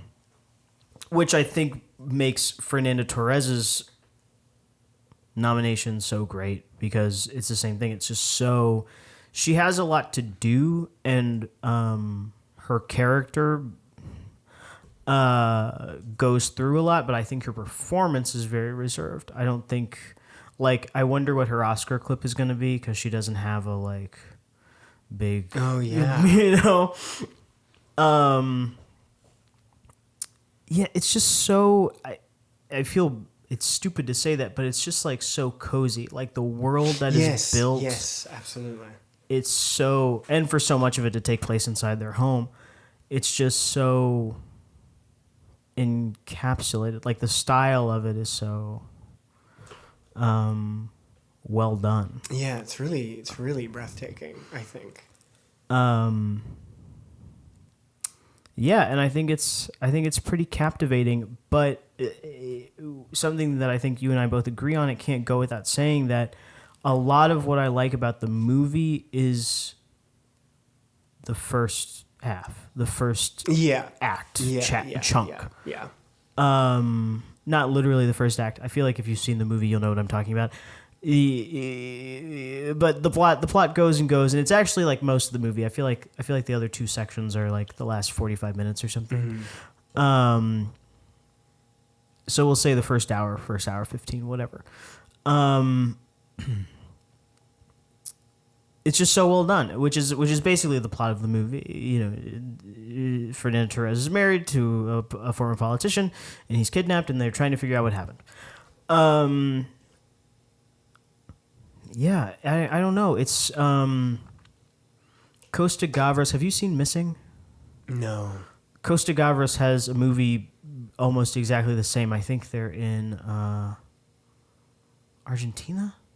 And it's the same thing. It's based on a true story, and it's about this American journalist who's kidnapped, and he's Sissy Spacek plays his wife, and she tries to find him, and she calls his dad, Jack Lemmon, and then they go and try to find him, and it's about like all this bureaucratic kind of stuff. It's very the great thing. I'm not gonna talk about that movie. This movie's different. I'm still here. I'm still here. Yeah, I it's so low key. I feel weird calling it low key because it's so big. No, one of the things that I find so striking. So one of the reasons it's so low actually is because the way it's shot, edited, and feels is a style of filmmaking that really stresses me out, and I don't have the confidence to like try and execute what they are doing. Like it's shot very documentary style. It's a lot of handheld, but not in like a shaky cam way. Mm-hmm. I do think it adds. I do think it's narratively grounded in that at first you're just flowing with the family and this kind of a loosey-goosey life they're living. Like they're very wealthy, like life is easy, they're very happy. And then chaos ensues. And so I think, and then it becomes a little more, the uneasiness takes on a different feeling, you know? Or the unstable camera takes on a different feeling. But yeah, it's such a like weaving and swimming of images that is all cohesive in like telling a story, mm-hmm. but it's not pounding you over the head with mm-hmm. what's happening. And I just really admire that kind of filmmaking mm-hmm. and don't really aspire to do that. Because I just don't think I have the brain power to direct that, sure. to like steer that ship. But I think it's masterful. It really lulls you in mm-hmm. and then rips like the rug out from under you. I feel like it's one of few movies that do this kind of thing. You really feel his loss. Yeah. I think they do a really great job of establishing his personality yep. and his role as the patriarch. Which I don't use loosely. I think there's a difference between like a father and a patriarch. Yeah, yeah. I think that he is pivotal to, which the rest of the movie makes obvious, but I think he is pivotal to the way that they operate as a family. Yep. So when he is, I keep saying kidnapped. I feel like it's kidnapping. It's he's kidnapped. Imprisonment. Yeah. You are kind of lost. Yeah. I do feel like the movie, while not being lost, I think the movie does a really great job of keeping its structure while having some scenes where essentially they just all add up to, I don't know. Yeah. Yeah. And it's still compelling every time. Yeah. Yeah. And I think the movie also does such a great job of not, and I don't mean this in a negative way, of bogging you down in the politics of it. Mm-hmm. And I think there's a version of this movie where the politics are brought into it. And, and again, I'm not using the term bogging down in a negative way. Like, I think you can do that well, but this movie opts to not do that, which I think is really affecting, because you are just kind of like, what the fuck is going on? Much like The Family. My biggest beef also, so not only is it a movie that I'm like weary of making myself, but it's also, I think a lot of movies this year in this list, they just kind of end they're ending later than they need to. I think this movie sets up such a glorious arc of like the family moving on.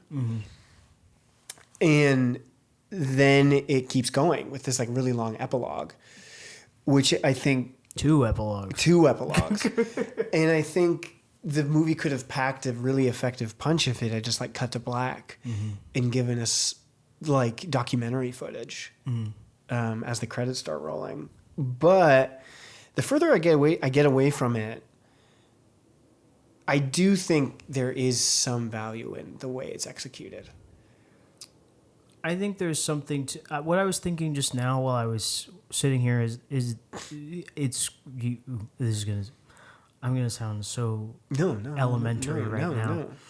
But thinking about the other scenes, and not necessarily saying that they have to be as long as they are executed the way that they are, but I think it's interesting to like follow her, and it's called I'm Still Here, and then you think like, what would it have been like had things been different? Like, you know, she's 95 years old. Yeah. And just this, and time jumps are rough, but I wouldn't ask for the movie to be longer. But when you get to the second part and you realize just how much time has passed, where they're just like in this cloud of, you know, uncertainty. Yeah, yeah. The last one was kind of like,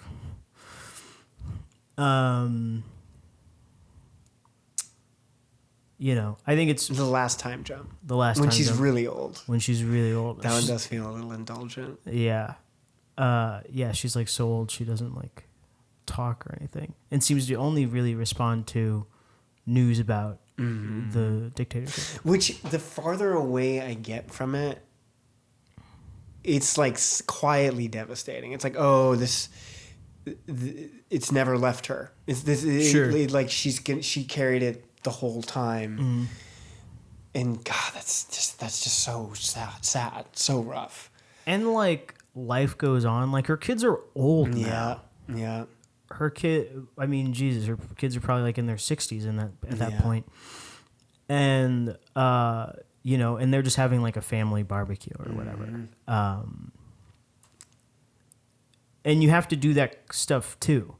Yeah. You know? Yeah. And that's why, like, as much as I had beef with the ending, the further away I get from it, I do think that stuff is really powerful to show that life does go on. But there's still this kind of void, this weird, like, hole that just never goes away. I do want to say, the big thing that people, not everybody's talking about, but Fernanda Torres, her mother, whose name I'm absolutely blanking on, but she was the last Brazilian actress to be nominated for Best Actress. Leading role. I didn't know that. And I was sitting there and I was like, oh man, it would be really cool if her mom played the old version of her. And I was sitting there, I was like, hell yeah. Because that happened. Because that happened. If you guys haven't seen the movie, go watch the friggin' movie. It's cool. I will say this movie, probably the only movie on this list, honestly, that I have no, that's not true. But one of the few movies where all the performances I think are great.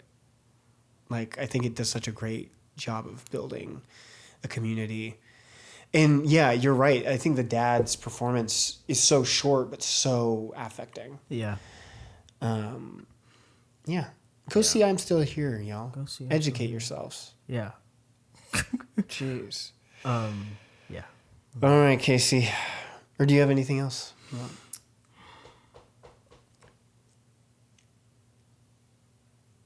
No, I think I like it. I think when we walked out of it, I was like, I don't know how I really feel about it, but I think I like it. Yeah, the further away I get from it, I like well, it. obviously, I like it. It's top 5. Oh boy. This list is gonna be crazy. It's gonna piss you off so much. What's your number? It's gonna piss me off. What's your number 4? Honora. Honora, as well as Best Picture, is nominated for Actor in a Supporting Role, Actress in a Leading Role, Directing, Editing, and Original Screenplay. Something I want to share about that. Sean Baker is one of 4 people to get 4 Oscar nominations for the same film. Right, because he's the editor. Mm-hmm. That's hot. The editing's all right, man. I'll give him that one. It's good. I mean, classic. It's just clean. All right, what are your fucking thoughts on Honora? Something's telling me that Honora is Ari's number 1. As we approach the top, I realize. Oh God. Okay, Honora. What are my thoughts on Honora? I just watched it for the second time today because I wanted to make sure that I had all my thoughts straight. Really, as far as why it's not number 2 or 3, comes down to I don't really find the search for Yvonne that interesting. I don't think it's funny. Yeah, a lot of people feel that way. I feel like it kind of like cuts the movie off at the knees. Like I feel like the literal momentum of the story is just going, and even when everything starts to unravel, it's still pretty fast paced. I don't know really how else to describe it. And then when they actually like get in the car and go looking for him, I feel like everything just kind of goes like, wow. Then the movie's just, it almost feels like it's over. Yeah. Like there are so many parts, and I mean, and then on top of, they find him, and then the movie progresses. And sorry, spoilers for Honora. I don't even know what to say. Is Honora a movie that can be spoiled? I don't know. Spoiler for all these movies, clearly. Spoiler for all these movies. And then there are like a few moments where I don't necessarily feel like the movie should end, but I feel like it's getting close to an end. And then there's like another 30 more minutes. But I think the first half is magic. I think that first half, but this is another one, and I'm trying to take a look. A Complete Unknown, friggin'. I'm Still Here, friggin' The Substance. There are so many movies here that would be so good if they were shorter.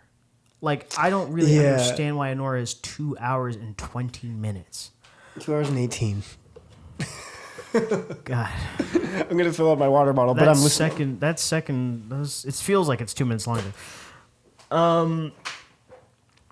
No, what do I think about Honora? Yeah, the first half I think is really great. The second half I just really feel slowed down. And I wonder, I mean, what I really feel is that it feels like it's just like a me thing, because people, obviously, best actor in a supporting role, people really love those goons. They love the guys. I don't care about the guys. Oh, interesting. And that's not even to say that I think that, spoilers for Honora, that's not even to say that I think that her and Yvonne should end up together. That's not even to say that I think it should be strictly a romance movie.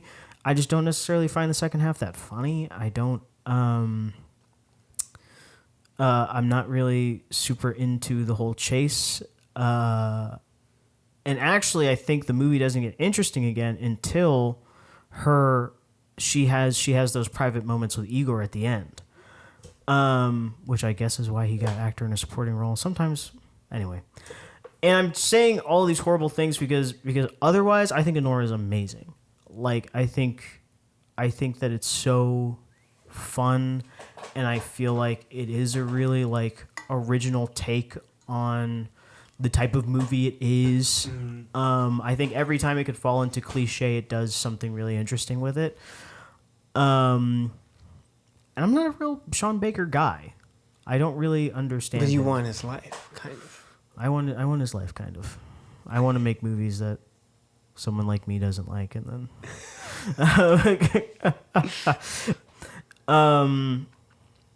I do like Mikey Madison's performance. It grew on me. Well, the first time I saw it, I wasn't entirely impressed. Oh, really? Yeah. But I do think I think it's because I think it's just because I genuinely feel like it falls apart in the second half. Fuck. Sorry. No. Sorry to Ari's this is number one. No. This list is gonna piss you off so much. Continue. Yeah, but I think it's great. Directing, editing, original screenplay. Yeah. I mean, the only one I don't really understand is actor in a supporting role, despite how much I like Igor. Yeah. Right, that's his name. Igor? Yeah. That one is confusing. I do have some thoughts on that. Yeah. Yeah, I guess not even falls apart. I feel like it becomes a different movie that I'm not really prepped for before it comes. Yeah.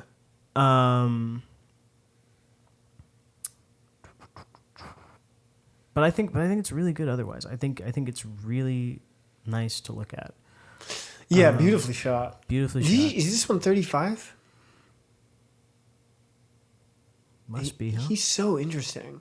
Yeah. Because he shot stuff on cell phones. He shot stuff digital. I think this one shot 35. I think so. Yeah, even the pretty plain stuff is nice to look at. I think he's got it really good. Yeah.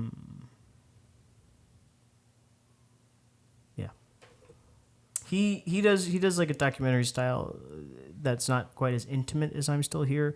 I think he kind of. There's a lot of. I think there's a fair amount of like staging. Yeah. I think the feel of his movies are kind of like, just like a bystander. Yeah. There are some rumble and tumble moments, but. Yeah. Okay then.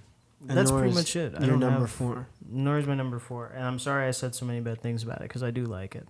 It's okay. I think that's kind of the theme of us. We just kind of shit on stuff. We're like, but I liked it. I liked it. Once we get to my top, the thing is that I don't really feel aggressively about anything except my top 2. Yeah, same. Yeah. Oh boy, Your number It's 4. gonna piss you off. Wait. Okay, I have a guess as to what it is. My number 4 is The Brutalist.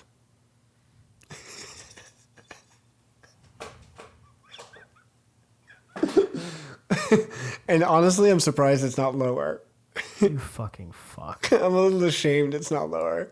You fucking fuck. It really bothered me that it's above Nickel Boys, actually.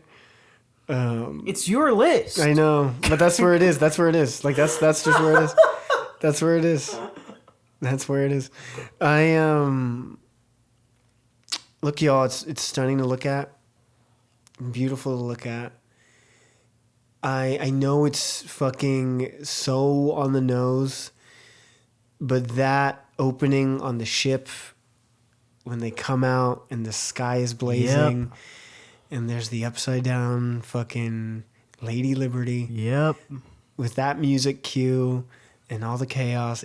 I was blown away. It swept me off my feet. I was like, damn, this is a movie.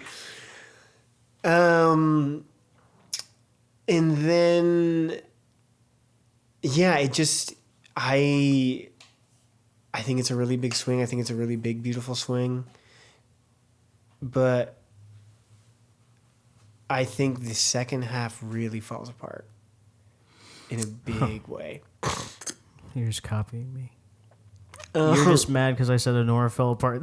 No. Actually, I think this is a theme of this year. I was going to say that with I'm Still Here. I feel like a lot of these films start really strong. Mm-hmm.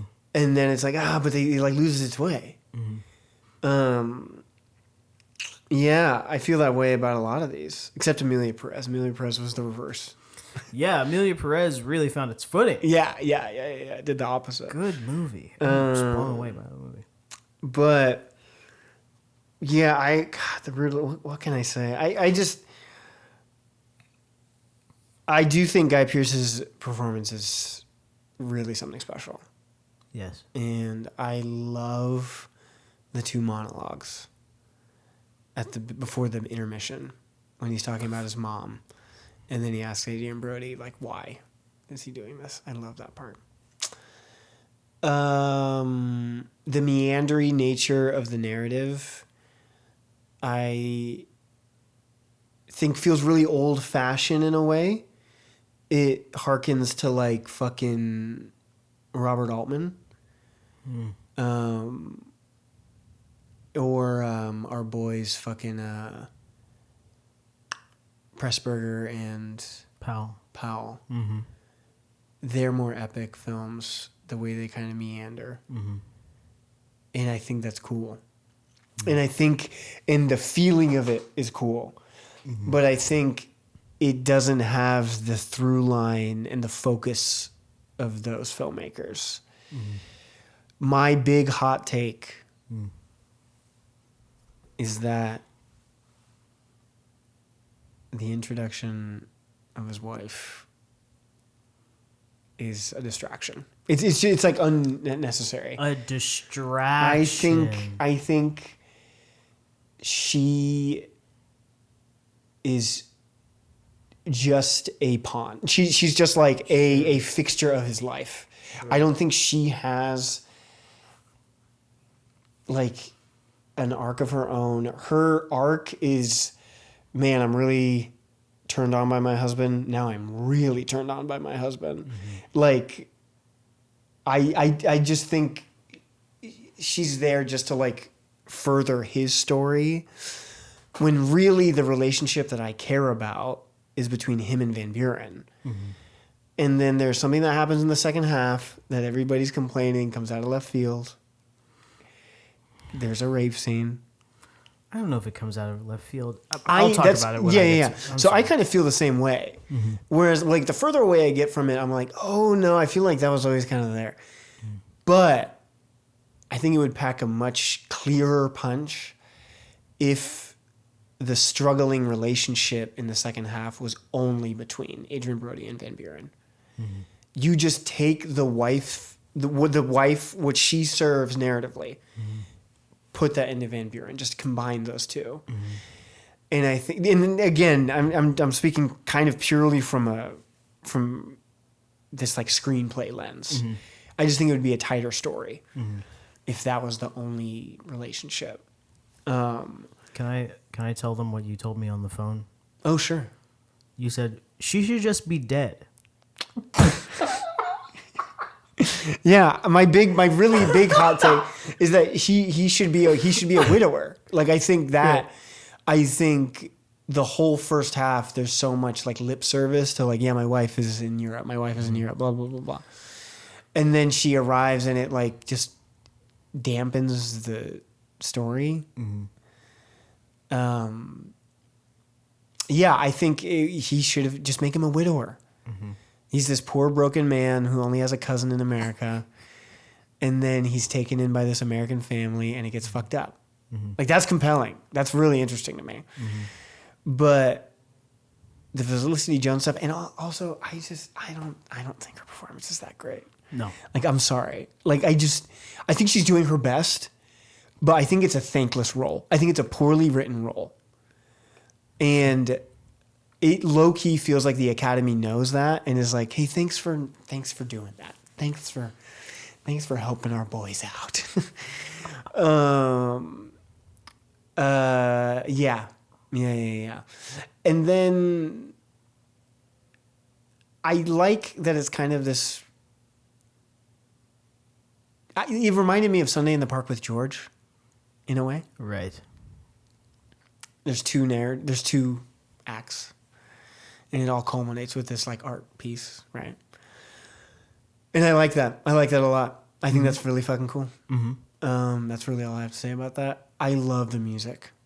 Wonderful. I think the music, it's one of my favorite scores, I think. I think it might be top 10 scores for me.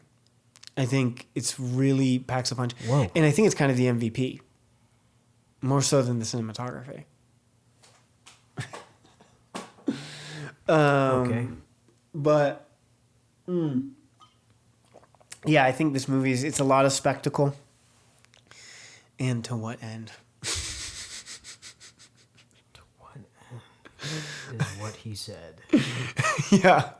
The Brutalist. Um, I can't wait to get to The Brutalist. I'm fucking stoked that people are seeing it. Mm-hmm. I think that's great for cinema at large. Mm-hmm. Also, hugely inspiring that it has half the budget of Nickel Boys. Of Nickel Boys? Yeah, isn't that wild? What do they spend all the money on? I don't know. But Hamish Brutalist was Linklater. $9 million. Yeah. And Nickel Boys was like 20 something. What? Let me confirm that because maybe I'm full of shit. But I just I'm like can't even believe that. 90% sure. Movie. Hold, please. Everybody hold. $23.2 million was the budget for Nickel Boys. For what? I don't know. I honestly like when you tell me The Brutalist was $9 million, and then I hear that about Nick, I'm just like, what? Yeah. Yeah. I am suspicious of like the actor fees. Like, did Adrian Brody and Guy Pearce just take, and Felicity Jones, did they just take massive pay cuts? I just saw a thing with Brady Corbet. He said him and his wife made no money off of The Brutalist. Yeah, that doesn't surprise me. That surprises me. Oh. No, I mean, I It seems like everybody took it to cut. yeah, I think they put all the money into the look of it. Because the distributors, they're not going to pay them until they make a profit, Right. and they're going to fix the books so it never looks like they make a profit. This is what they do. This is the game. It's horrible. What do you mean they fix the books to? So they distributors fix the books to make it look like they didn't. Like the studios and this just yeah. So they're like, no, we haven't made any money yet because we had to spend it on advertising, we had to spend it on this and that. Yeah. It's like wild. Jesus Christ. This is a thing. Yeah, the economics of Hollywood are terrible. Somehow that's more depressing than The Brutalist. Okay. Before we move on, because I keep forgetting to do this. Oh yeah. The Brutalist, as well as Best Picture, actor in a leading role, actor in a supporting role, actress in a supporting role, cinematography, directing, editing, original score, production design, and original screenplay. I can get behind all those. I can get behind all those. Well, I get all those. I should actress say. in a supporting role, but I understand yeah. your reasoning behind actress in a supporting role. Yes. Yeah. All right, Casey. What's your number 3? Oh, jeez. My number 3 is Nickel Boys. Okay. But this is again 3, 4, 5. So that's Nickel Boys and Nora. I'm Still Here. They can go in any order. Yeah, quite honestly, yeah. I even like looking at my list. I don't love where they're at. Yeah, for it to be so high, actually, it should be lower because I also find the first-person perspective on Nickel Boys unbelievably distracting. Interesting. I never got into it. Wait, did you not feel that way? No, I did feel that way. I didn't realize you felt that way so intensely. I thought you like kind of got behind it by the end of it. I get it. I get what it's trying to do. Yeah, I get what it's trying to do. Yeah. I think that it succeeds in some places sometimes. But ultimately, I never fully settled into the movie. Yeah. Like, we're talking about, we were pleasantly surprised by Amelia Perez, and A Complete Unknown is bland. The Substance has a complete vision. I'm Still Here is incredibly well shaped, or whatever. It has a really great environment to it. Nickel Boys, I see everything that I possibly need to see to have, an impeccable time at the movies. I think that it's unbelievably well made in every single way, and I just can't get comfortable. Yeah. I think it doesn't help that I feel like a lot of the stuff visually doesn't match up with how your eye actually works or how you actually perceive information. I was telling Ari I didn't have on my glasses. First, that's my fault. And this is about to take the baby out with the bathwater on everything I'm about to say. But I could see the movie. That's not the point. I didn't have on my glasses, but I was telling Ari, I was like, I'm getting a headache because I don't like being forced to look at something. Yeah. It's like car sickness almost. Yeah. Those aren't my eyes. Yeah. Whereas I think something like, I don't like this movie, but Tree of Life kind of does that. It does a lot of stuff from the first person perspective, but it's not quite literally the camera is my eyes. Yeah. That's actually a really good comp. Like if they had taken the narrative of Nickel Boys, shot it like Tree of Life. Yeah. Whoo! 5 stars. Yeah, devastating. Best picture easy. Why is Honora here? Honestly, Get out of here. And I think that's the only like glaring criticism, because I think it's so good otherwise. I think the 3 main performances are really great. I think it's beautiful. I think the story is well crafted. It's interesting to be such a short time span, but also feel like someone's entire life, as far as the things in the past anyway. I like the twist. I feel it's stupid calling it the twist. I think there's so much, I haven't read the book. Ari's read the book. I don't know. Reading the book. Ari finished the book just now while we were recording. No. So I mean, as far as, how well it was adapted, I don't know. But yeah, and I guess everybody is this kind of way anyway. I don't know. I'm particularly partial to movies that are fucked up. I mean, Nickel Boys is really fucking fucked up though. Nickel Boys is fucked up. It's just rough, dude. When we finished it, I was like, I don't even know if I can go to sleep tonight. Yeah, it was really upsetting. It was really upsetting. More than Zone of Interest, honestly. Yeah. Like Zone of Interest is really upsetting, but Nickel Boys, I was like deeply disturbed. It's like probably because we were forced to be in their. Probably. I mean, again, yeah. Who knows, man? Yeah, I feel like if I watch, I do want to watch it again. I am curious to see how it feels once I fully know what to expect. Mm-hmm. Mm-hmm. And I bet it's just gonna be really, it's just gonna be worse. Yeah, it's gonna be terrible.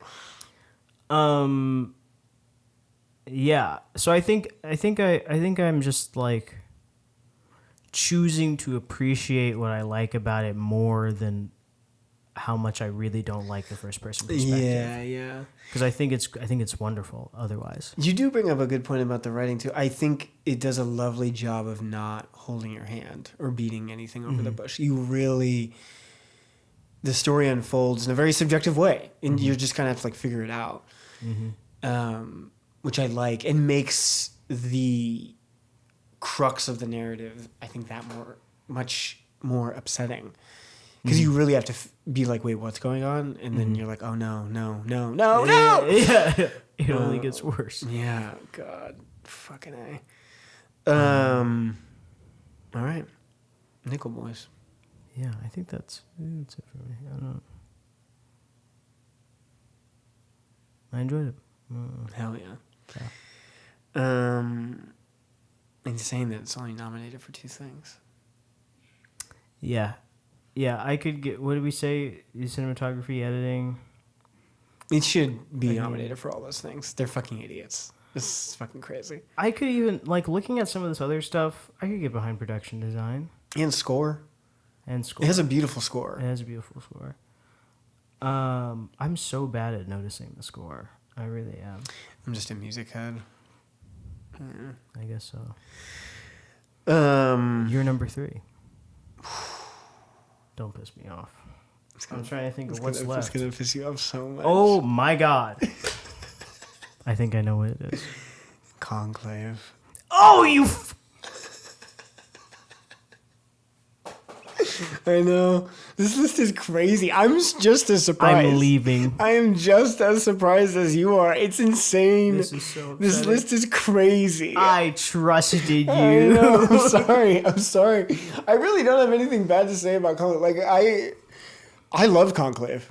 You just think, oh, now I figured out what's left. You just Wait a think... second. Conclave. What's Conclave nominated for? Oh, yes, Conclave. Conclave, as well as Best Picture. Actor in a leading role. Actress in a supporting role. We'll talk about that later. Yeah. Costume design. Editing. Original score. Production design. And adapted screenplay. Yeah, great. Yeah. I know. I was so... I gotta say, of all of these nominees, we didn't see a lot of them in theaters, unfortunately. But this was my favorite theater experience. The audience was giddy as hell. If you haven't seen it, go fucking see it. But all of these fucking catty bishops or cardinals or whatever the fuck they are, it's just so delightful. It's just delicious. It's insane. And the way it lulls you into this world, this super hyper specific, small little microcosm of the world, like, it's delightful. It's so delightful. And then there's all these little mysteries that I find so delightful. And the performances, I think, are all on lock. Stanley Tucci being like, I didn't know you were so ambitious. Unbelievable. Incredible. I gasped because I just... He did gasp. It was amazing. It was incredible. But I think I was also struck how timely it is. I feel like all of these movies, in a way, are, you can't help but look at them and through the lens of the current political landscape, you know. But this one in particular really felt like this is about what's going on now. Like, this is a microcosm for the world right now. And I thought that was really powerful. And for it all to culminate the way it does,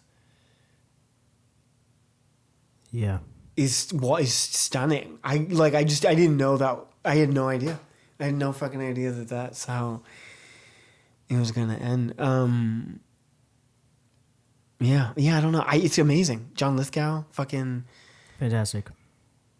Our boy Ray Fiennes. I love Ray Fiennes. I think Ray Fiennes may be one of the greatest actors of all time. Hell yeah. He can do no wrong. I really don't have anything bad to say about it. I am weary. This is such a, like, old man boomer generation movie. Which I think a best Oscar win would harm its legacy in that regard. I think people would look back and be like, wait a second. In 2025, fucking Conclave won. But maybe I'm being harsh. Maybe I'm being an idiot. But I'll say something about that later. I really have nothing bad to say. It's great. I feel bad for Isabella Rossellini. Another thankless role. That really does feel like the Academy is just like, thank you for letting our boys do their thing. Like, which, is fine. She is stunning, though, to be clear. She's great. She steals the show whenever she's on screen. She has that really great bit, and there's no way to convey it to people who are listening that haven't seen it, but I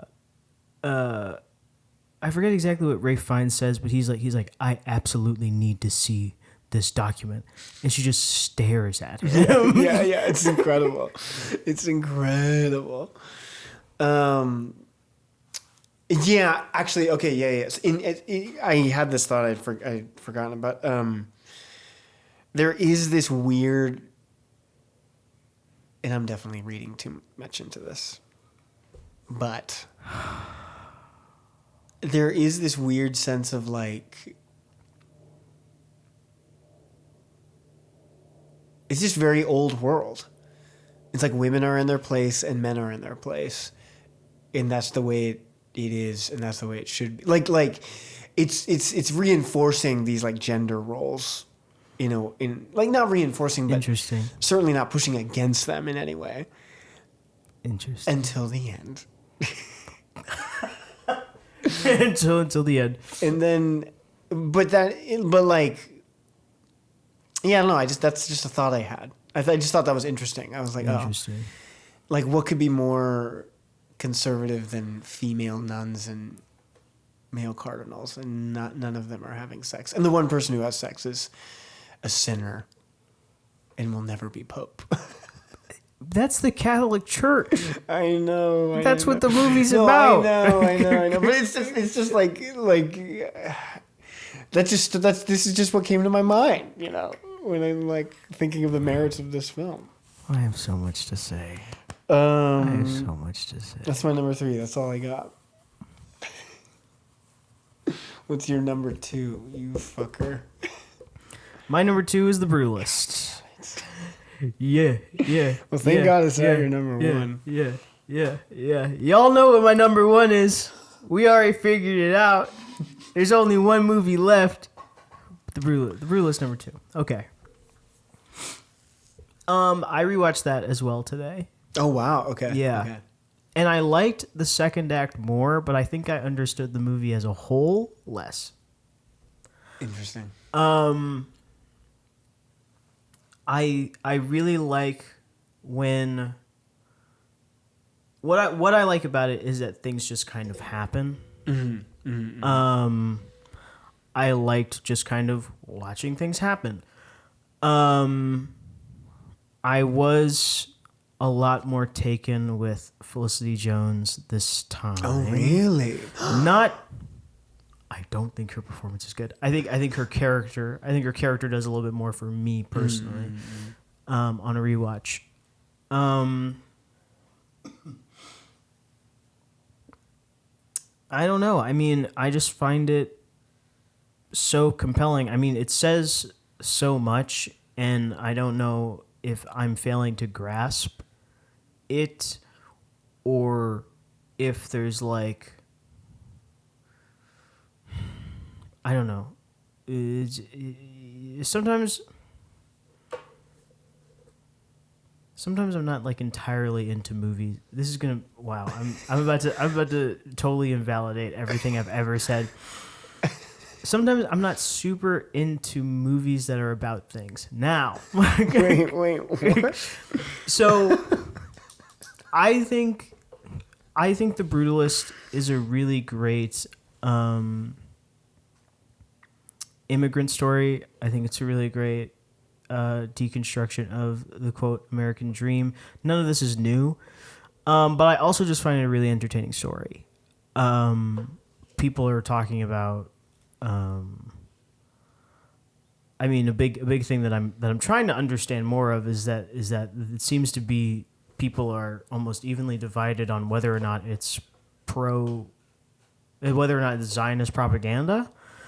And I'm like very close to just being like, I'm not going to engage with that because I don't know how I feel on either. I'm going to feel swayed in either way.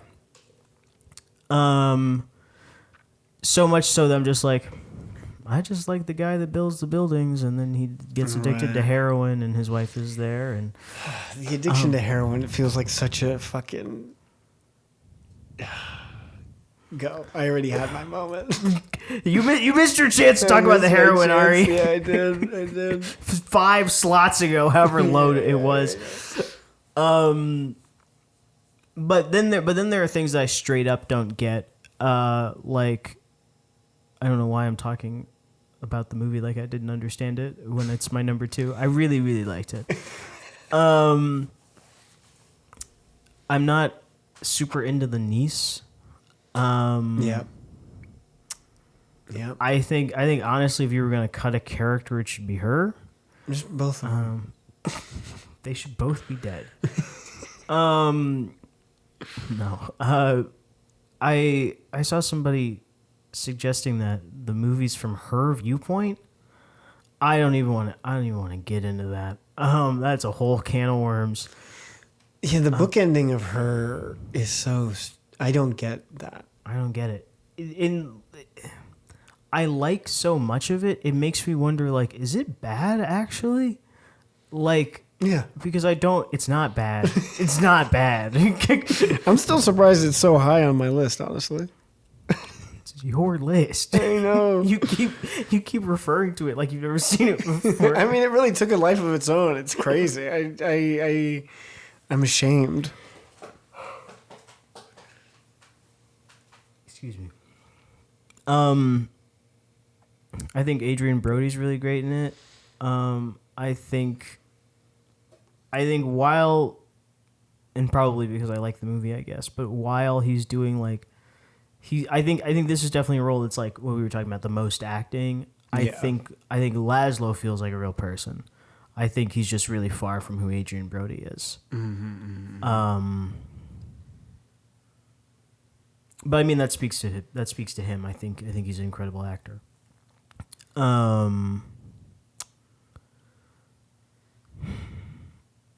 Yeah, I don't know. I was just really taken with it. Like it with my assessment of it being, you know, that there are so many people who are forced one way or another to come to America, and then how actually more people in history have had experiences like Laszlo than anyone else, right? I just find that very compelling. On top of all the glitz and glam, like the architecture and the power dynamics and all the. You mean whatever. like most immigrants have an experience closer to what Laszlo's got? Yeah.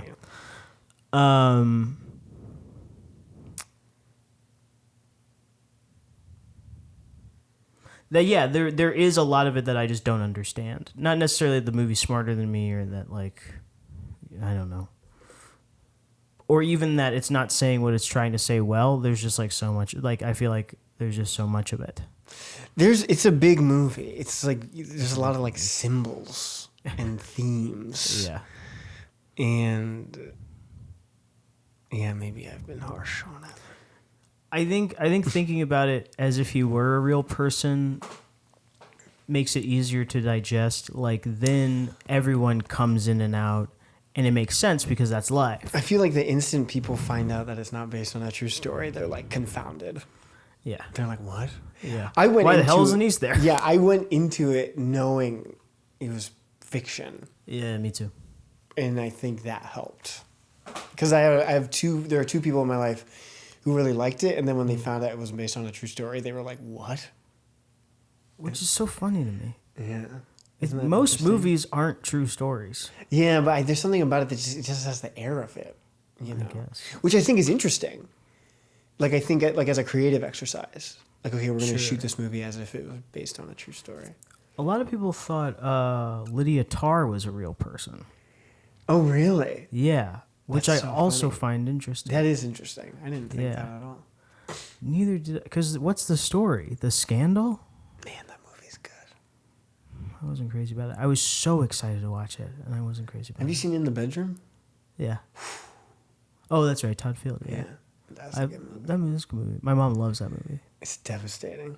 It is devastating. Fuck. But we're here talking about Best Picture nominees 2025. Was In the Bedroom nominated for an Oscar? I don't know. Anyway. Probably, actually. But, excuse me. Tar was. Anyway. Yeah, I just really enjoy it. I am majorly confused by it. That's so funny. More so on a second watch, because I think I realized that I missed a lot of stuff the first time. That's really funny. But I just think parts of it are magical. I think the opening's magical. I think the whole first half is magical. I think The first half is good.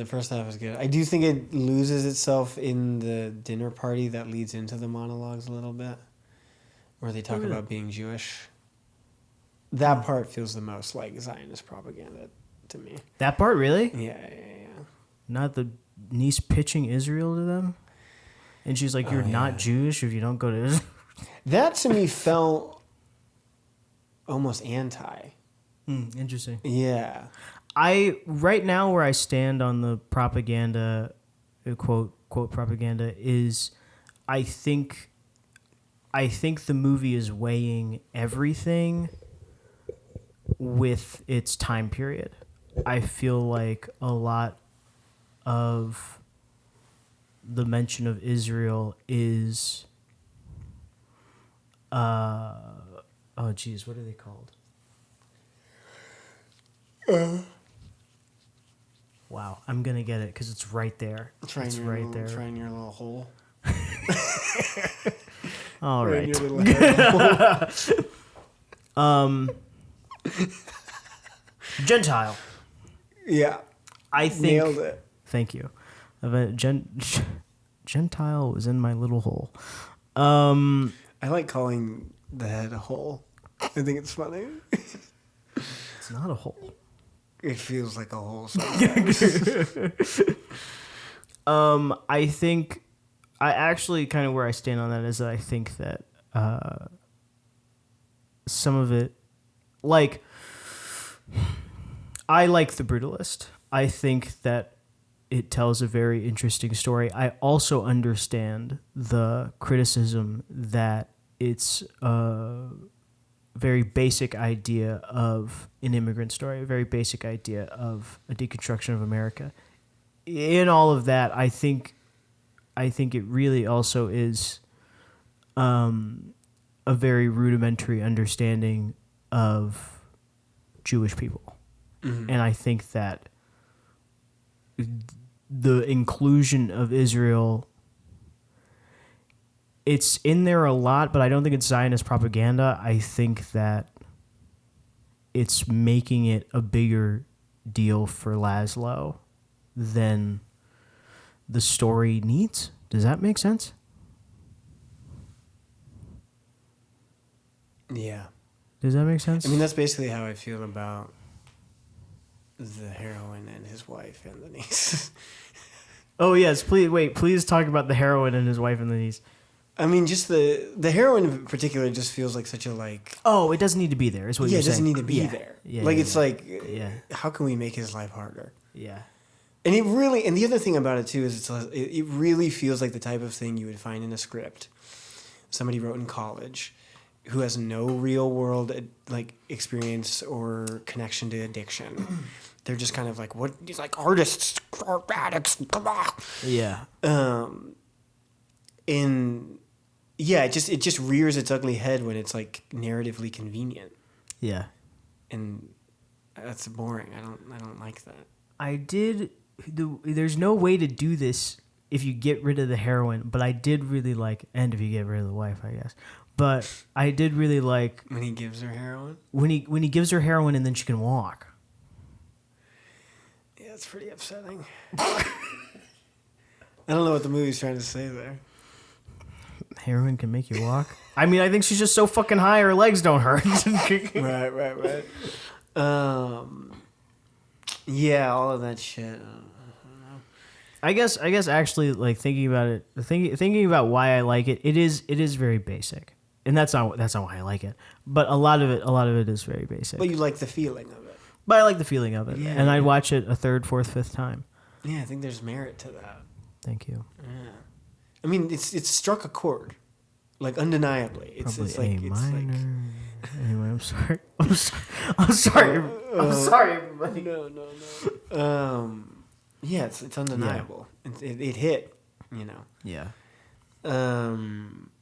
But yeah. Anywho. Can I use the restroom? Of course. Oh yeah. And we're back. Thank you, everyone. So you're number 2. Oh God. I'm okay. I have some crazy news. This might end my friendship with a few people. You're number 2? My number 2. Okay.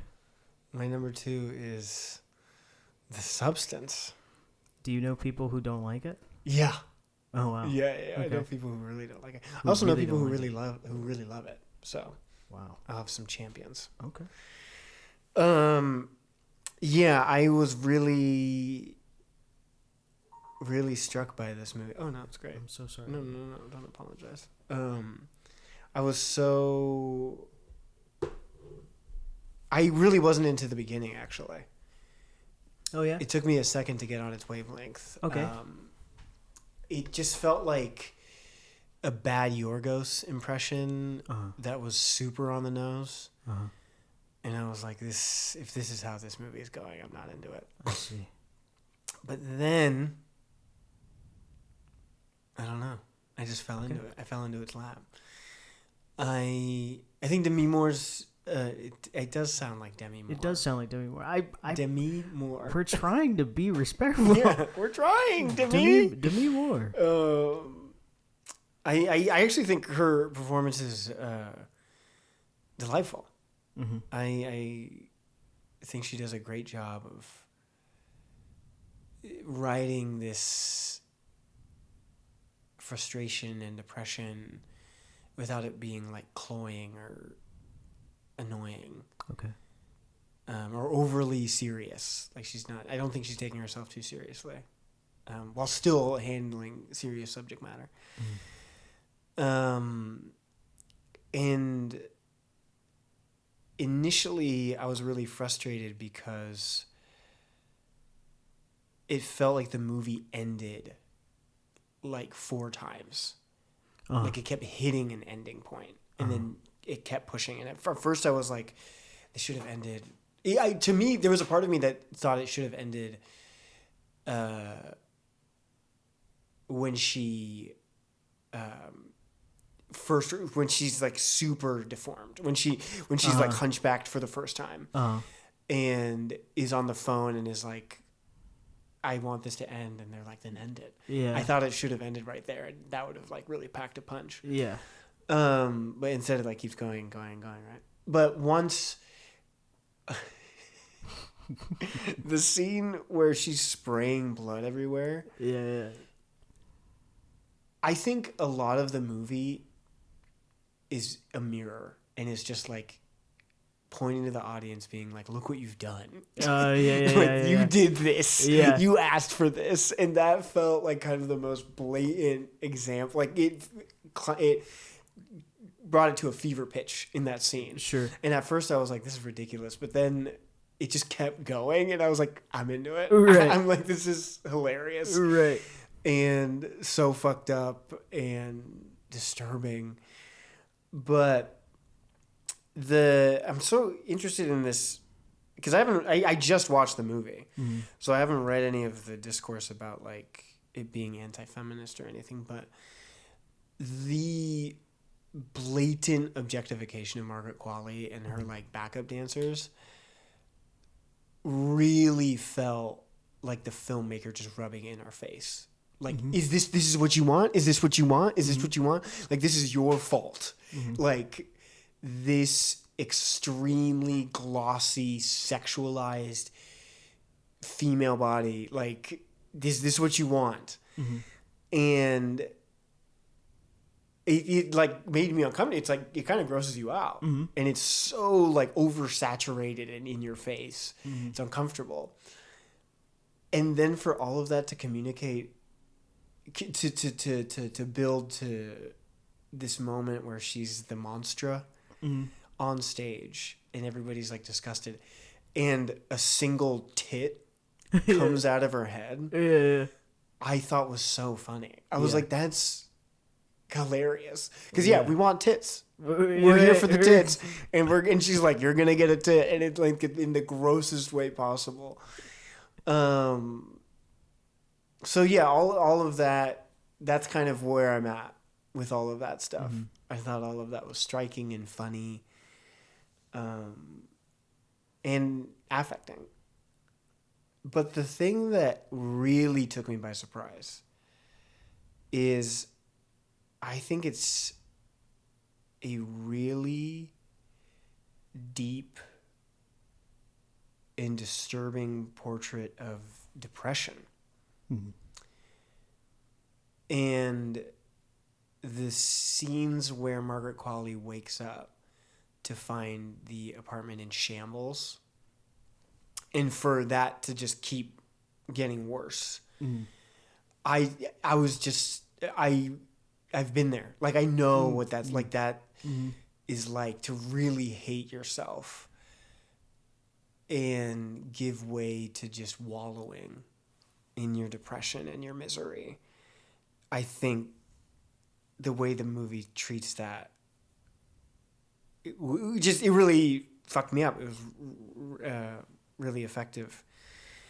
And maybe this is also just indicative of kind of where I'm at in my life too, but this idea of expecting something external to fix the insecurities and doubts you have internally. To address that, like, writ large, the way the movie does, I thought was so fun and so poignant. Because so often I think, man, once I look this way, or once I achieve, like, grab this thing, it'll make me feel better. But at the end of the day, all of that stuff is external. And for Demi Moore's to be literally outside of herself, I thought was really smart and just a creative way to explore that human tendency. Yeah. And yeah, just a like, I don't know. I thought it was great. And the timing of it is perfect with Demi Moore's, like, career and stuff, you know? Yeah. There was a brief moment where I thought Margaret Qualley and Demi Moore were going to work together. To suddenly, when they both realize that they can be alive at the same, or awake at the same time. And in that moment I was like, oh, is this building to this idea that you need to love all sides of yourself? But then it doesn't take that, right, and gets really fucked up. Yeah, I don't know how I feel about I mean, I do know there are things I like about it, but that does kind of feel like a weird missed opportunity of, like, oh, this could have, instead of it just being this disparaging, like, tragedy, is there a way that they could have, like, reconciled? Because at the end of the day, Margaret Qualley is a part of her, right? You know? And they are actively rejecting each other. And of course it would destroy them, you know? Sure. Yeah, I just think that's a really affecting metaphor. Or not even metaphor, just story. Yeah. Yeah, I was really struck by it. I don't know. I of all these nominations, this one kind of surprised me the most. Yeah, I mean, it's so multifaceted. Like, I love the scene where she stands that guy up because she's just devastating. getting ready. Yeah. Devastating. Yeah. Totally. I think that's like the the saddest scene in the whole movie. Yeah. And when she's, like, ripping up all that food and like all that disgusting. It's such a perfect picture of self-sabotage, I think.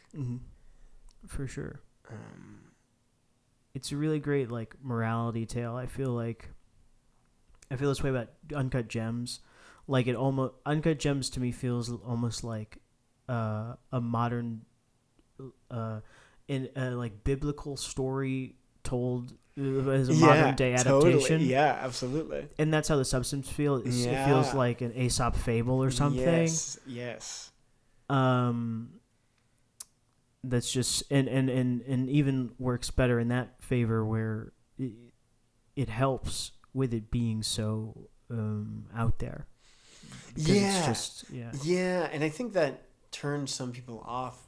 And it did me too at the beginning. Right. It did for me too, but by the end, I was right there with it. Fun to see Dennis Quaid be a maniac. I love him in that movie. Yeah, I was like, I love him in that movie. I was like, he's really going for it. It's cool. And yeah, like maybe this is just like my cishet experience kind of clouding everything, but yeah, I didn't think of the like gender politics of it that much. Okay. It just felt really it felt really personal to me. Oh, I was like, even the scene where she stands that guy out and she's like freaking out about her makeup. It just, I was like, yeah, I've been there. Like where I can't decide what I'm gonna wear, and I like, I self-sabotage and keep myself hermiting in my fucking studio apartment. Yeah, I feel like it's a really personal movie. Yeah, because I mean it's about everything. Yeah. But still told in such a fun, campy, over the top way. Yeah. Yeah, that's my number 2, man. Much to everybody's surprise. Everybody's like, man, there's only 2 movies left. What's your number? Well, I know what your number 1 is. Everybody knows what my number 1 is. Oppenheimer Jr. Conclave. Oppenheimer Jr. Oh my god. When we left the movies, I was telling Ari, I was like, every day I've prayed for Oppenheimer. Yeah. Loved it. Yeah, I mean it's good. It's fucking delightful. Exactly what you said. Like I remember there's this part. I'm gonna compare Conclave to Oppenheimer so much. That's so interesting. Pretty much everything that I want to say is like, and here's how it's like Oppenheimer, and here's how it's like Oppenheimer. But because I love Oppenheimer unbelievably, largely so much, I love Oppenheimer so much. There's this part in Oppenheimer where Matthew Modine is in that little like pseudo trial for Oppenheimer, and he's like talking about everything that's happened, and he goes, forgive me if I become stirred, and he takes off his glasses. He goes, it's because I am. And every time I just want to like, yeah, whatever. That's how I feel like Conclave. Like the writing, everyone just like every single line is perfect. I just think that like the writing is incredible. And I like there were so many people laughing. The part I almost feel like it got the biggest laugh was when Cardinal Lawrence approaches Cardinal Adeyemi, and he's like, so I want to talk about what happened at lunch. And Adeyemi's like, I don't even know her. yeah, it's like, oh, geez. Like, oh my god. Bringing out the humor in so much just like irony and how so many situations are just strange, but it's not weird. It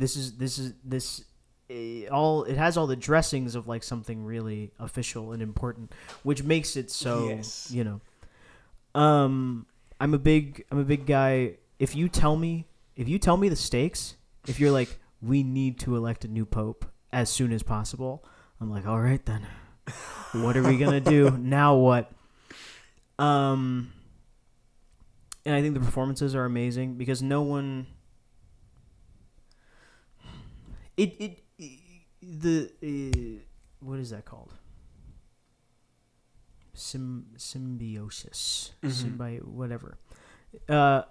Everything's working in conjunction with each other. Yeah, it's all symbiotic. Yeah, it's all symbiotic. Thank you. Where nothing really calls attention to itself. It just like, it's so hard to explain. I just think it's wonderful. No, it's wonderful. No, yeah. I mean, it really is the like 21st century 12 Angry Men. It feels like low key. Totally. It's the 2024 Oppenheimer. Yeah. I wouldn't go so far as to say love it's you, Oppenheimer. just as good as 12 Angry Men, but it really pulls you in. Yeah. And it's just dudes talking. Yeah. Like literally just rooms of dudes talking. I think it's riveting.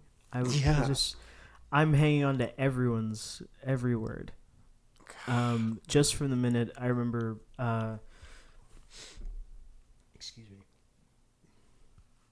When the Pope dies and Lawrence and Bellini are trying to, get his like time of death and everything, like all this technical stuff, and Cardinal Tremblay comes in, and just by his presence, you're like, what is up with this dude? Yeah. Why is he being so fucking weird? Dude, so many of the performances, the archetypes are writ large, but not in a bad way. Right. Yeah. I think, but it seems like everybody had a wonderful time because there's so much. I feel like it's so structured and there's only one way for each character to go, but it seems like they had a lot to do. Like, a lot of freedom to kind of be whatever they were gonna be. I don't know. It's a beautiful example of just clear objectives. Like every scene, I know where the character's coming from and like where they're headed, like what they're trying to do. Yeah. Even when there's mystery, even when I'm like not sure of the specifics, I know what the person's trying to do. Yeah. And that it really bounces you around on who you want to be Pope. Yep. And not even so much as going, you thought this guy was good, now he's bad. Just like the way things unfold, how you also have to change your mind on who you theoretically vote for, and like. Yeah, because what does it say about you? Sure. Yeah. Yeah. Yeah, as well as just genuinely having really great intrigue and plot twists, for lack of a better term. Yeah, right. So, what's the guy's name at the end who gets voted? Benitez. Cardinal Benitez. So is he has both sex organs. Yeah, I took it as he's intersex. Intersex, yeah. Yeah. Spoilers for Conclave. Which was the craziest thing. I mean, what's so great about that too is like, it almost feels like they were like, oh well, we need something for Cardinal Benitez, and it's something so inconsequential. Yeah, it's great. Yeah. Inconsequential but controversial within the context of the Catholic Church. Yeah, it's like so. Right. It's brilliant. Such a smart move, and I love the cookie crumbs of the Pope helping. Yeah. Him. Like, I think that's so fun. Yeah. Because you're like, what is he hiding? What is he hiding? And then it's like, oh, he was like helping him out. Yeah. Yeah, that was really great too. I wish I could remember another time I've seen this, but how everyone kept referencing the Pope, and that's the only thing that you can't prove. Right. Like everything surrounding his existence is now called into question. Yeah, right. Which is just fantastic. I'm a big fan of like hearsay kind of things, like 12 Angry Men, where all you really have is like having to either believe or not believe somebody. Yeah. It's fucking juicy. It's juicy. And also in a very reductive way. It's Real Housewives in the Vatican. It really is. Yeah. But to great effect. To great effect. All right, Ari. Oh my God, my number one. This could be. I think this is the best movie ever of the year. Wow. For sure. And it's a movie. It's the type of movie I would aspire to make. Wow. My number one is Sean Baker's Anora. Whoa. Yep. Whoa. I think it should win the Academy Award for Best Picture. Oh my God. Yeah. Wow. Yeah.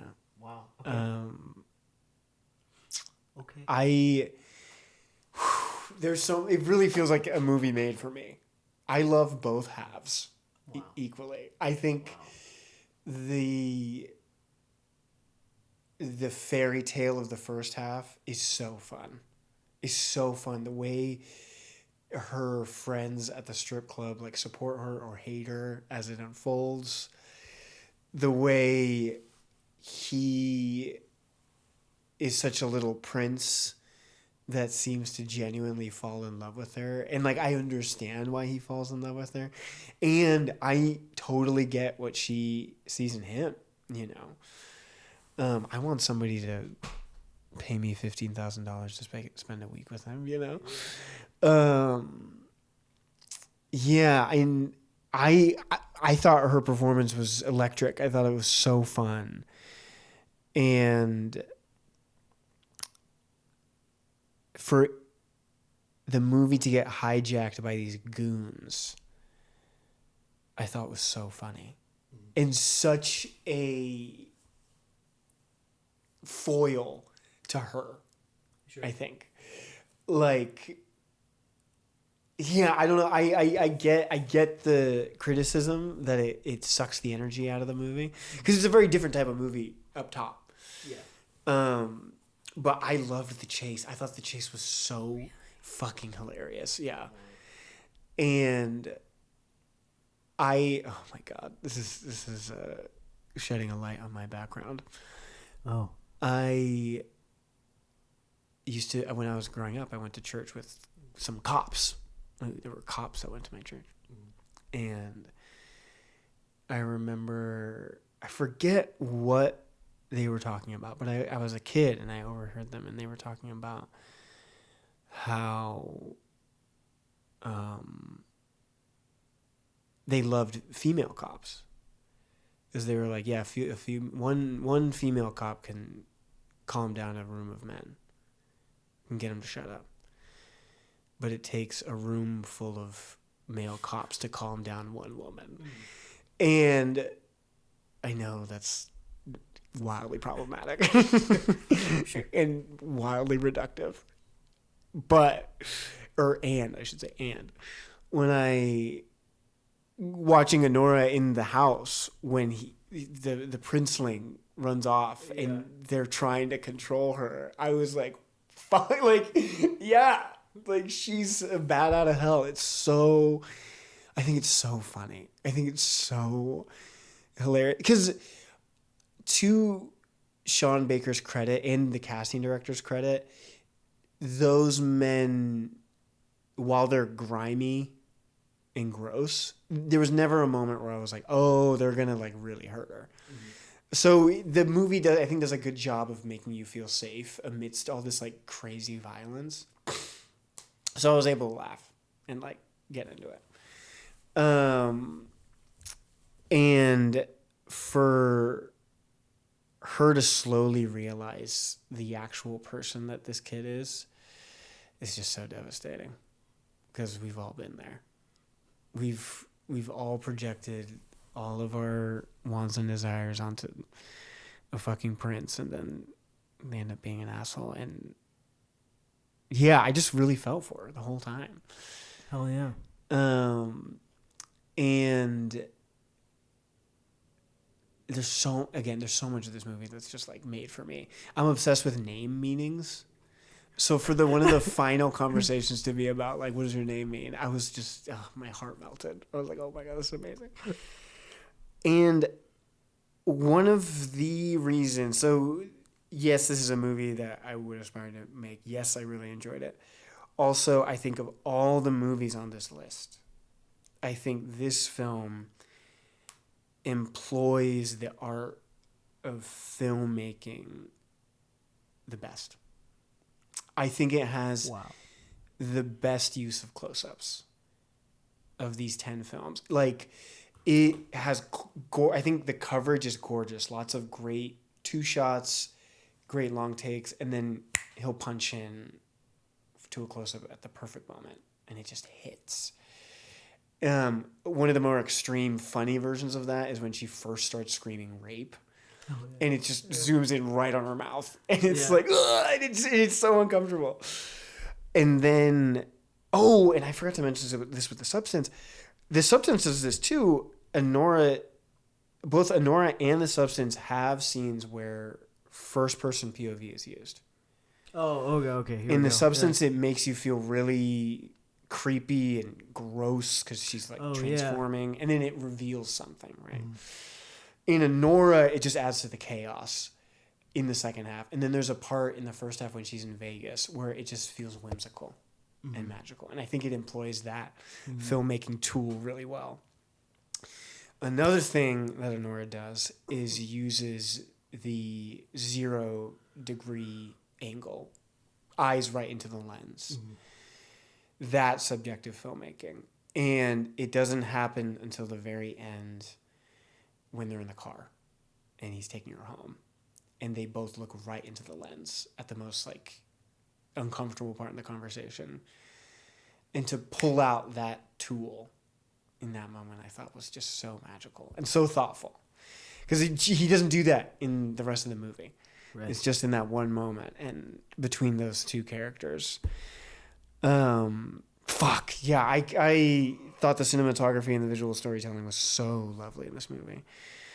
And lastly, I'm a sucker for a love story, and I'm especially a sucker for enemies to lovers, which this movie it doesn't quite do that. And I think okay, so let me start this way, actually. I think this is a perfect time to have a movie that is not afraid to be sexy. Yeah. Sex is great. Sex is fun. You can be safe and have fun. Like, I thought this was such a sexually empowering movie in so many ways. To that end, I could see people taking real issue with, spoilers for Anora, with her having sex with Igor at the end. But when you think about the life she's lived and the person she is, one of the easiest ways for her to express herself is sexually. And for her to be met with just his eye contact and he doesn't do anything. It's all her agency, right? I think is deeply uncomfortable, really sad, and also just like really beautiful. Like, I think that last scene is so just transcendent. I feel like it really elevated the movie. I like didn't know how it was going to end, and then I was like, oh fuck, this it's perfect. I think it's a perfect ending. Yeah, I think Anora's really fucking special. Wow. Yeah. Wow. I'm sorry it's going to lose to Amelia Perez. No. That would be insane. What do you think is actually going to win? I have no idea. It's such an insane lineup. So, jeez. I'm still here. We'll probably take international feature film. Yeah, I can see that. Not Amelia Perez. I'm sorry, were you done? Yeah. Are you sure? Yeah. Okay. Not Amelia Perez. Oh, Christ in heaven, if it's Wicked, That would be insane. I think A Complete Unknown is too on the nose. God. I can see that happening and me just getting so pissed off. If A Complete Unknown wins, I feel like it's going to be one of those things like a mishap in the voting. Like yeah. Nobody could agree. I could see The Brutalist winning. I could see The Brutalist winning. It's such a like filmmaker nerd favorite, I feel like. It's just also like it almost also feels like too on the nose. Yeah. You know what I mean? Yeah, right. Unfortunately, I don't think my bestie Conclave is going to take anything. I'm glad Conclave got nominated. Like that's one of the few. Don't patronize me. No. I'm saying like, yeah, I could see it not, but that one of this list feels very deserving. Thank you, for saying that. I agree. Anora and Conclave.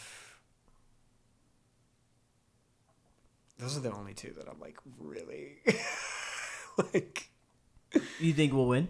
No, that like I'm glad got nominated. Oh, sure. Oh, yeah. I mean, hearing you talk about Anora, I could see that happening. I could see it winning. Yeah. Which would be crazy. I was just thinking about that. Which would be crazy because it's a comedy. Yeah. When was the last time a comedy won Best Picture?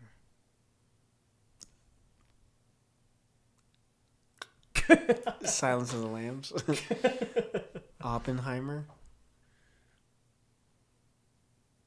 Parasite is funny. It's not a comedy. Parasite gets so. I just rewatched that because of Mickey 17. It's upsetting. That movie. Oh, it's upset. Oh, it's so upsetting. It's like I had to watch it in chunks because he lives in the basement. He bashes his head against the wall. I can breeze through that first half, and then the instant it takes that turn, I'm just like, oh my god. Yeah, I remember first seeing his eyes, and everybody gasped. God, yeah. Such a crazy reveal. Insane casting. That guy is just like he's so fucking scary. Perfect little gremlin of a man. He's so fucking scary. Man, that 2019 hell of a year for movies. Yeah, all the movies. I can't remember a single thing. Knives Out, Parasite, Once Upon a Time in Hollywood. I forgot about Knives Out. Or how big it was, I mean. Yeah, it was big. Isn't that funny? Yeah. I like the first one. Me too. I feel bad for Rian Johnson that they forced him to call Glass Onion a Knives Out mystery. Every day I feel a little bit more bad for Rian Johnson. He seems... Yeah. Him and Kelly Marie Tran, I'm just like, I'm sorry, you guys. Really sorry.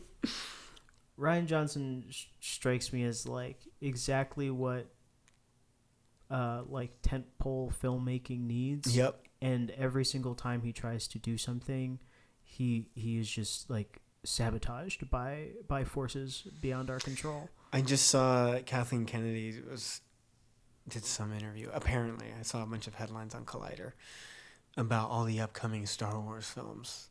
And it's like, I'm not interested in any of these fuckers. No. Fucking Simon Kinberg. Who the hell is that? He directed X-Men Dark Phoenix. Okay. And he like co-wrote. That's why I don't know him. Yeah, co-wrote a bunch of like blockbuster Marvel and Fox shit. Simon Kinberg. Yeah. And he's doing a Star Wars movie? It's a trilogy, apparently. They gave him a trilogy? And Sean Levy, too, I think. And then Taika Waititi has a movie, and so does James Mangold. It's like, I don't give a fuck about any of those guys doing a Star Wars movie. No, I want Rian Johnson. I want Rian Johnson. They were going to give him a trilogy, and I was like, fucking hey, let's go. Yeah. Devastating. That's never happening, though. No. No, not anymore. Not after everybody cried about it. Yeah, fucking idiots. I have 3 movies I think should have been nominated for Best Picture. Can I share them? Let's hear them. Challengers. Obviously. I saw the TV Glow. I haven't seen it yet. Fuck. It's good. Third one, bit controversial. Furiosa. Thank you. You're welcome, Ray. This movie's crazy. This year is crazy. Yeah. A lot came out this year. Yeah. And I feel like the Academy is not reflective of that, really. No, the fact that Furiosa has 0 nominations, insane. And I saw the TV Glow alongside Anora. Perfect year for the two of them. Just hop up in there. Damn. And you can get rid of Amelia Perez. You can get rid of Wicked. You can get rid of A Complete Unknown. There you go. I just freed up 3 spots. Yeah, those 3 should have been up. I mean, I like Furiosa a lot. I was too. really surprised. And I also just love how different it is. It's a different fucking movie. Yes. Much like The Substance. Yes. Also the action, that chase scene in Furiosa is... I know there's a bunch of CGI in it, but it's damn good. He makes it... I feel like his aesthetic is so far out there that, like... It's fine, yeah. He makes it invisible. And he's also old. He can't be out in the desert. Yeah, don't send him out in the desert. He's He's making that one with Elle Fanning right now. What? Wasteland? It's just called Wasteland. Who's Elle Fanning playing? I don't think... Oh, I guess it's just a new character. I think it's a new character, yeah. Much like Furiosa was 10 years ago. Yeah, oh my god. It's about 2015. Yeah, 2015, yeah. Fuck. Wow. All right, everybody. Thanks, everybody. We're off format today, and I'm so tired I'm not going to read a poem. He printed it out and everything. I'll read it next time. Yeah, thank you for listening. It's 2:30 in the morning. If you made it this far, it's been 3 hours. If you're the first to reach out to us, we'll Venmo you $1. They're not reaching out. I was just talking to somebody today that was like, your episodes are so long. I know. Like, get ready, because our Oscar episode is here. Maybe we should try micro episodes. I was thinking next year we could just take the Oscar noms one at a time, like one episode for each. Okay, Maybe. that sounds good. We'll see. We'll see. I'm open. If you make it this far. Yeah, if you make it this far, I'll give you $1. Anyway. My name's Ari Wojciech. My name's Casey Young. And this is The Ticket.